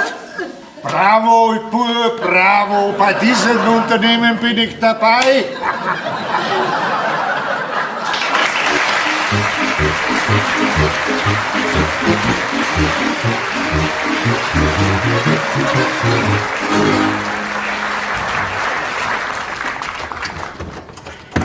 Hallo Yvonne! Mensch, Jessica, bist du wahnsinnig? Was fällt dir ein, mich so zu erschrecken? Oh, du entschuldige, das war keine Absicht nicht. Habe ich dich bei irgendwas Wichtigem gestört? Was willst du überhaupt noch hier? Suchst du immer noch diesen Alfred? Wolltest du mir nicht eigentlich bei der Suche behilflich sein? An deiner Stelle würde ich lieber die Flucht ergreifen, bevor dich jemand von hier zu dem Dorfpranger schleppt. Da bist du auf der falschen Fährte. Du, die meisten der Familie, die haben mir ja schon direkt ins Herz geschlossen. Ach, tatsächlich? Da wäre ich mir an deiner Stelle nicht so sicher. Du, sag einmal, was suchst du eigentlich? Vielleicht den Aktenkoffer da? Ist es deiner? Stell dich doch nicht so blöd. Du weißt doch ganz genau, dass das mein Aktenkoffer ist. Bist du dir da auch ganz sicher? Der Bürgermeister hat nämlich so einen ähnlichen. Und der ist schließlich schon seit in der Früh da gestanden. Ja, logisch. Weil du ihn ja mitgenommen hast, du dumme Kuh. Also die dumme Kuh bist ja wohl selber. Gib sofort den Koffer her. Ich sehe ja gar nicht ein. Hab ich euch! Ihr kommt's mir halt nicht aus. Herr Müller, das, was Sie vorhaben, ist gar nicht mehr nötig. Halt! Das wird sich alles klären. Sie werden sehen. Das wird sich sehr schnell klären. Das werden Sie jetzt gleich sehen. Ich dachte, die Mehrheit hat mich hier fest ins Herz geschlossen. Stimmt, aber er gehört eindeutig zur Minderheit. Ja, das hätte ich mir gleich denken können. Stehen bleiben! Oh. Und Sie geben mir jetzt auf der Stelle den Aktenkoffer. Vorsicht! Ich trage den schwarzen Gürtel. Meine ist braun.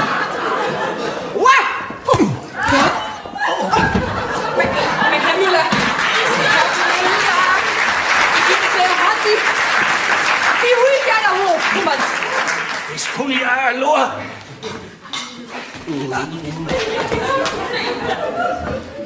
Ihr habt's mir ganz schön verarscht, ihr falschen Schlangen, ihr. Aber Harald! Nenn mich nicht Harald. Ja, deine Freunde nennen dich ja Harry. Aber mit falscher Schlange meinst du doch nicht etwa mich, Harry? Dich ganz besonders. Gegen dich ist ja eine giftige Kobra nur das reinste Blindschleicherl. Da muss ein Missverständnis vorliegen. Wir haben doch gestern ganz einvernehmlich den Vertrag unterzeichnet. Deine Gemeinde ist den alten Schuppen los und bekommt dafür 1,5 Millionen Euro. Ja, aber da hab ich noch nicht gewusst, dass du daraus ein Freudenhaus machen willst. Wer wird denn gleich so ein Wort benutzen? Ich nenne das Haus der Träume und Leidenschaften, Harry. Von mir aus, die Leute im Dorf nennen das auf jeden Fall Puff. Oh, Yvonne, du hast mir ganz schön aufs Kreuz gelegt. Ich brauch die Verträge. Aber Harald, ich weiß wirklich nicht, was du willst. Was hättest du dir denn unter Haus der Träume und Leidenschaften vorgestellt? Jedenfalls nichts, wo man Liebe für Geld kriegt. Nun ja, umsonst ist der tot. Ja, und der kostet's Leben. Und mich heute noch Amt und Würden. So, Harald, jetzt nimmst du mal diese Gutscheine. Dann sieht die Welt gleich wieder ganz anders aus.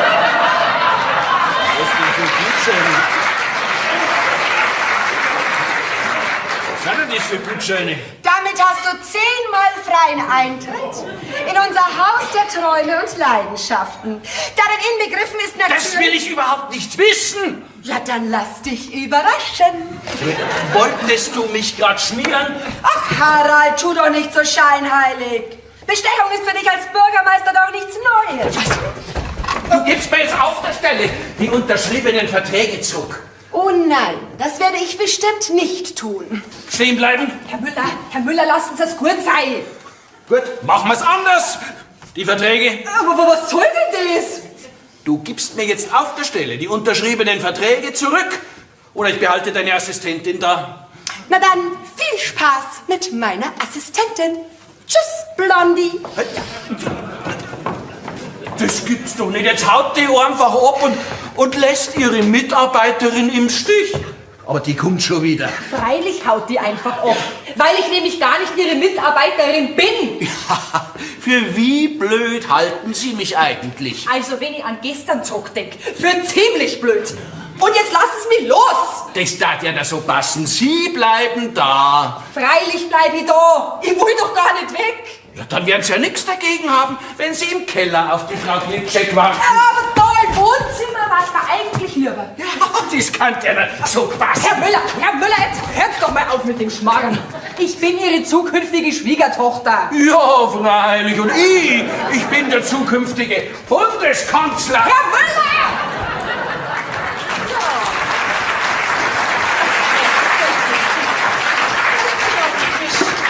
Danke recht schön, dass du mir geholfen hast. Aber Mama, das ist doch selbstverständlich. Wem rufst du noch? Die Reporterin, die Tamara Ziegler heißt diese Buchstabenverdreherin. Ja, du bist aber gut informiert. Ne? Ja, wer lesen kann, ist klar im Vorteil. Ja, kluge Mama. Ja, grüß Gott, Frau Ziegler, mein Name ist Schubert. Ja, Alfred Schubert. Ich habe mit großem Interesse Ihren Artikel in der Zeitung gelesen und ich hätte da noch ein paar interessante Details für Sie. Über die Bestechungsvorwürfe. Genau, Frau Ziegler, über die Bestechungsvorwürfe. Aber was heißt Bestechung? Der reinste Korruptionssumpf. Ja, von mir aus können wir uns gleich treffen. Na, ich hole Sie mit meinem Wagen vor der Redaktion ab. Genau, wir fahren an einen ruhigen Ort. Passt schon. Ja, in 10 Minuten stehe ich vor Ihrer Tür. Ne?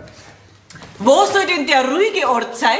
Ja, da. Na, also das ist jetzt nicht dein Ernst. Ja, warum denn nicht? Du, für eine gute Story geht die doch überall hin. Außerdem musst du ja nicht direkt wissen, wo ich mit dir hingehe. Ja? So, ich bin dann kurz einmal weg. Ja, hoffentlich klappt es so, wie du und deine Schwester euch das vorstellt. So, das wäre erledigt. Aber, was hast du denn jetzt wieder angestellt? Ich habe die Wende eingeleitet. Ab jetzt können wir wieder positiv in die Zukunft schauen. Ui, Wenn du positiv in die Zukunft schaust, leidest du entweder unter Realitätsverlust, Wahnvorstellungen oder Bildungsdefizit. Wer hat das Wasser abgestellt?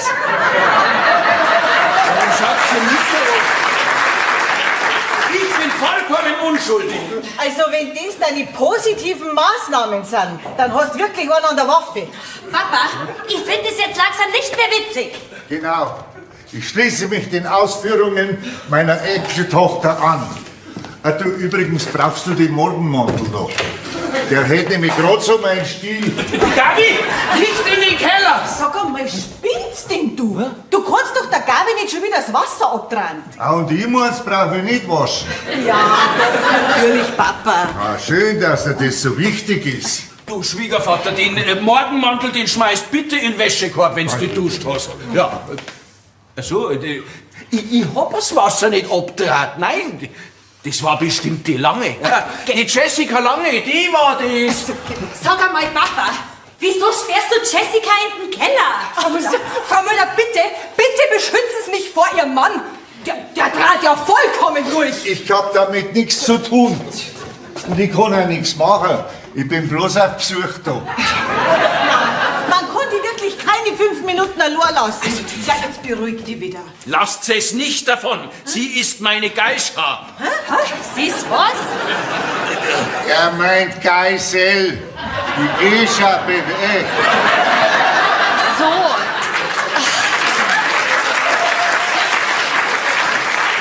Papa, das ist alles anders, wie du meinst. Pfiffkas, das ist ganz genau so, wie ich denke. Ich werde Sie bei der Frau Klitschek gegen die Verträge eintauschen. Papa, die Jessica ist nicht die Assistentin von der Frau Klitschek. Ja. Sie ist deine zukünftige Schwiegertochter. Hat euch das auch noch verzeiht? Ja, das hat's. Und sie hat sogar recht. Ei, Herr Müller, haben Sie es jetzt endlich verstanden? Ich bin auf Ihrer Seite. Und ihr zwei, ihr glaubt ihr das auch noch? Ja, mir glauben ihr das. Und du kannst das ruhig auch tun. Oh, ihr Ahnungslosen. Was meint ihr, wo unsere Gemeinde stehen würde, wenn ich immer an jeden Schmarrn glaubt hätte? Am Abgrund, so wie jetzt. Papalapap. Mit ihr als Geisha sind wir jedenfalls schon einen großen Schritt weiter.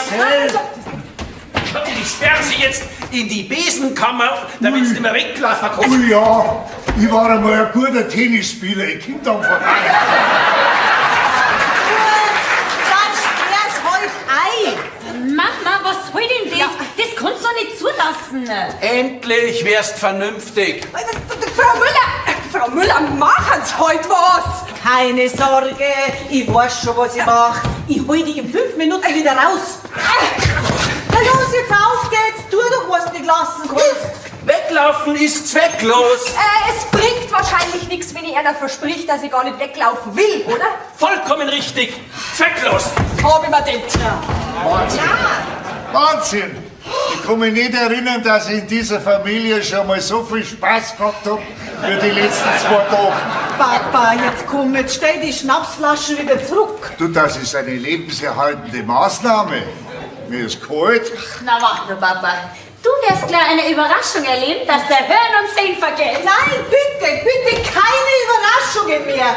Davon habe ich halt schon mehr wie genug gehabt.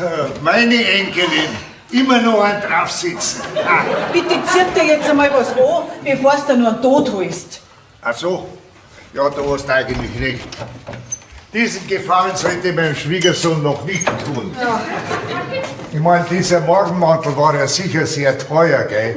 Aber es ist ein dünner Fetzen, so wie Lauter Wahnsinnige und die mittendrin. Ach, du bist das. Und, wie schaut's aus? Geht's dir schon wieder ein bisschen besser? Ja, ich würde sagen, es geht aufwärts. Ja, das hat der Spatz auch gesagt, wenn die Katze über die Stirn aufgetragen hat. Wunderbar, das freut mich aber für dich. Und? Wie ist die Stimmung? Ich hab schon mal ein bisschen gehabt. Ich meine in der Bevölkerung. Ach so, naja, ich hab mich mit den anderen Gemeinderäten getroffen und wir haben uns überlegt, wie wir, besser gesagt, wie die Gemeinde wieder aus dem Schlamassel rauskommt. Ja, da braucht ihr euch keine Gedanken machen, das könnt ihr getrost mir überlassen.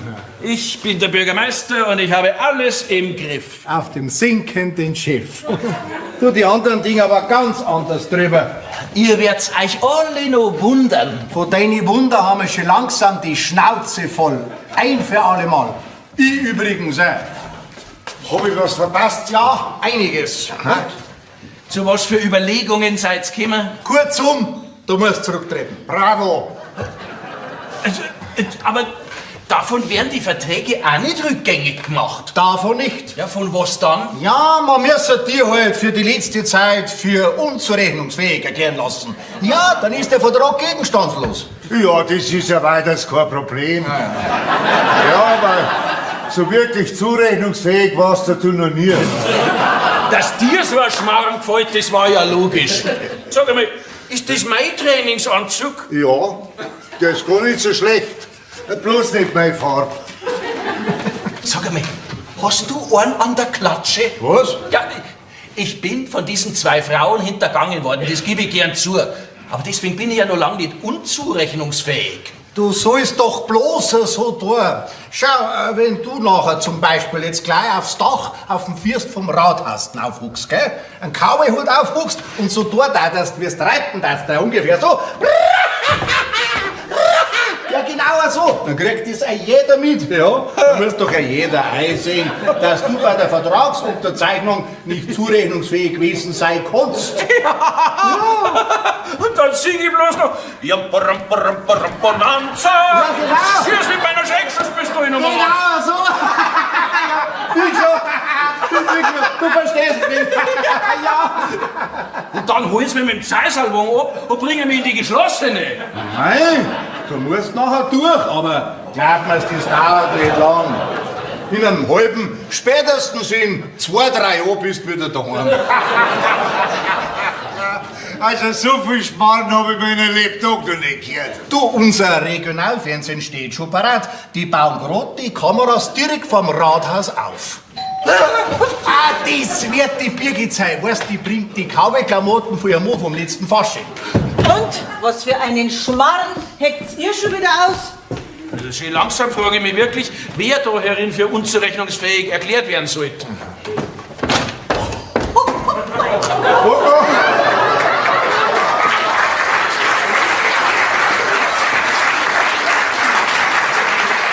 Hallo Jungs. Na, ist Frau Glitschek schon wieder auftaucht? Ja, wie schaust denn du aus? Du Fasching ist bei noch nicht, gell? Okay, Hans, das ist doch kein Faschingsoutfit. Das ist meine Berufskleidung.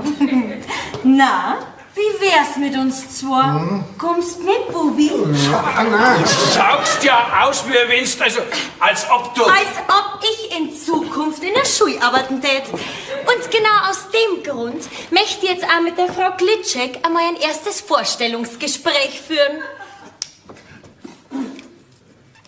Ja, verrückt. Sag mal, spinnst du? Das darf ja wohl nicht wahr sein. Also ich finde, dass man die Tatsachen ins Auge schauen muss. Naja, mit dem Verkauf von der Schule verliere ich ja meinen eigentlichen Arbeitsplatz. Tja, da muss man sich halt nach Alternativen umschauen. Alternativen? Ja, aber... Du ziehst jetzt auf der Stelle diesen Fummel da aus. Oh mei, wenn's das bisschen auch noch auszieht, dann ist ja nachher cool. Jetzt sag halt du auch mal was. Du, Gabi, meinst du, dass dieses Haus der Träume und Leidenschaften so jemanden mit Erfahrung so wie mich brauchen kann? So, Anna! Ja, so für Notfälle als Springerin.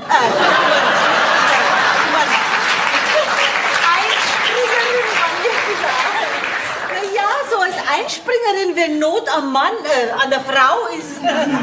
Irgendwie kann ich im Augenblick überhaupt keinen klaren Gedanken mehr fassen.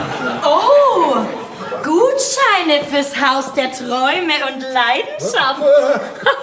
Und gleich so ein Haufen. Da werden wir uns in Zukunft öfter sehen, ha?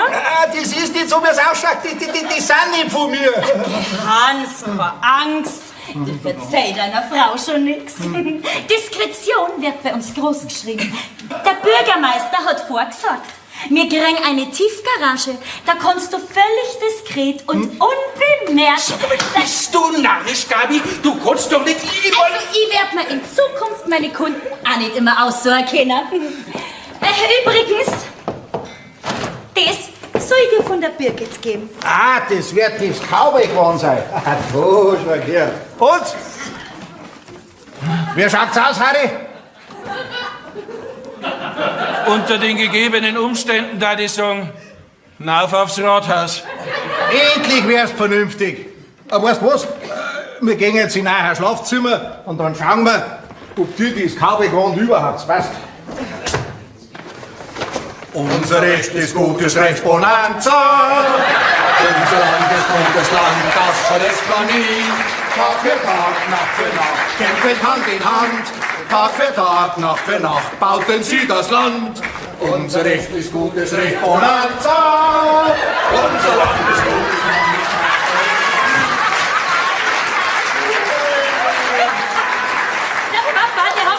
Tatsächlich abgenommen. Ich fass nicht. Also lange halt ist mein Zwergfell nicht mehr raus. Gabi, meinst du nicht, dass das ein bisschen übertrieben war? Geh von wegen. Der Papa, der soll ruhig nur ein bisschen leiden. Oh, ja, genau. Sag einmal, wo ist denn eigentlich Jessica? Um Gottes Willen. Die habe ich ja ganz vergessen. Die ist ja noch in der Besenkammer eingesperrt. Ach, Jetzt stellen Sie einer doch nicht so an. Sind Sie verrückt? Keinen Fuß setzen in das Haus. Der Herr Müller, wenn ich das sehe, der bringt mich um. Nur keine Angst, ich beschütze Sie. Beschützen, das fühlt sich aber ganz anders an. Ui, eine Rothaarige. Weil wenn ich nur 14 Tage hin war. Ich warne Sie. Morgen steht in der Zeitung, Reporterin wurde entführt. Andi, mein Andi, gut, dass du da bist. Ja, Jessie, wo kommst du denn her? Aus der Besenkammer. Und wo ist der Boris Becker? Wie schaust denn du aus? Ich hab gleich ein Bewerbungsgespräch mit der Frau Glitschek. Was? Das kann ja tatsächlich nur interessant werden, da herin. Also, Tochter des Bürgermeisters wechselt die Stellung. Das Gewerbe. Geschmarren. Das hat's doch bloß am Papa erzählt, damit sie shoppen können. Und ihr hättet es noch glaubt, Mann, ist das geil. Wo ist denn der Papa eigentlich? Mit dem Hans im Schlafzimmer. Was? Ja, also wenn ich das richtig verstanden hab, dann geht der Papa Maschkara als Cowboy. Nicht so schnell, da komme ich ja gar nicht mehr mit.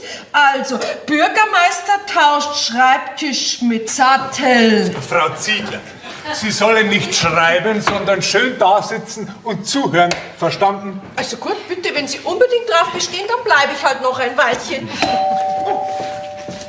Wenn wir jetzt Glück haben, dann ist das die Frau Ruckzuck Limited. So, ja, kommen Sie nur rein. Na, kommen Sie nur rein, trauen Sie ja nicht mehr. Na nu, bin ich hier auf einmal willkommen. Oh, hier ist ja mächtig Betrieb. Hallo? Ja. Frau Ziegler, Sie auch hier? Ja, aber ich betone nicht freiwillig, nicht freiwillig. Ich bin hierher entführt worden. Der Herr Müller hat mich gewaltsam hierher gebracht. Und wer sind Sie?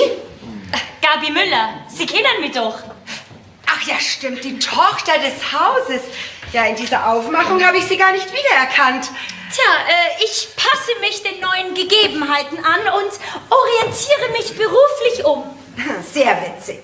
Auf den Arm nehmen kann ich mich selbst. Ja, und du bist auch noch hier. Freilich.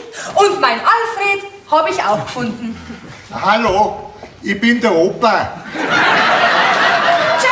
Jessica. Aber das interessiert momentan niemand. Ich denke, ich habe dich unterschätzt. Du bist viel gerissener, als ich dachte. Oha, das klingt ja richtig nach einem Kompliment. Hättest du nicht Lust, für unsere Firma zu arbeiten? Unsere Investmentgesellschaft braucht Leute wie dich. Ja, dann könnte ich vielleicht auch meinen Job behalten. Und was für eine Gegenleistung erwartest du dann von mir? Das weißt du ganz genau. Als ich vorhin den Koffer mitgenommen habe, habe ich es versäumt, sofort hineinzuschauen. Das habe ich leider erst später gemacht. Und dann hast du festgestellt, dass die Verträge fehlen. Allerdings. Also, wie schaut's aus? Ein Job in unserer Firma gegen die Verträge? Wenn ich die Verträge nicht bringe, verliere ich meinen Job. Jetzt einmal ganz langsam. Ich würde sagen, du hörst jetzt erst einmal den Vorschlag von meinem Freund an. Ich darf mir vorstellen, ich bin der Andi Müller. Und mein Künstlername ist Alfred Schubert. Ach, Sie sind Autor. Naja, eigentlich bin ich Koch und ich schreibe nebenbei Kochbücher. Ja, und was hat das mit mir und der Schule zu tun? Ich arbeite seit kurzem für unseren Kochverband. Wir sind gerade dabei, eine Kochschule für die Weiterbildung von Köchen aufzubauen und suchen dafür noch die geeigneten Räumlichkeiten. Dabei sind wir auf die Schule da im Ort gestoßen. Tja, da bin ich Ihnen wohl zuvor gekommen. Moment, wir suchen eigentlich noch jemanden, der sich an der Sache beteiligt. Ach, verstehe. Sie stellen sich vor, unsere Investmentgesellschaft kauft die Schule, baut sie gemeinsam mit dem Verband um und beide ziehen gemeinsam den Nutzen daraus. Lohnt sich sowas überhaupt? Naja, es werden ständig 20 Köche da sein und pro Tag müssen sie 200 € bezahlen. Ja, das klingt gar nicht schlecht. Und wenn ich das Geschäft nicht machen möchte? Ja, dann gehen sie leer aus. Deine Verträge gibt's nimmer. Also gut, ich telefoniere mit meinem Chef und bin gleich wieder da. Hoffentlich geht das gut aus. Ist schon mal gut angegangen. Sag mal,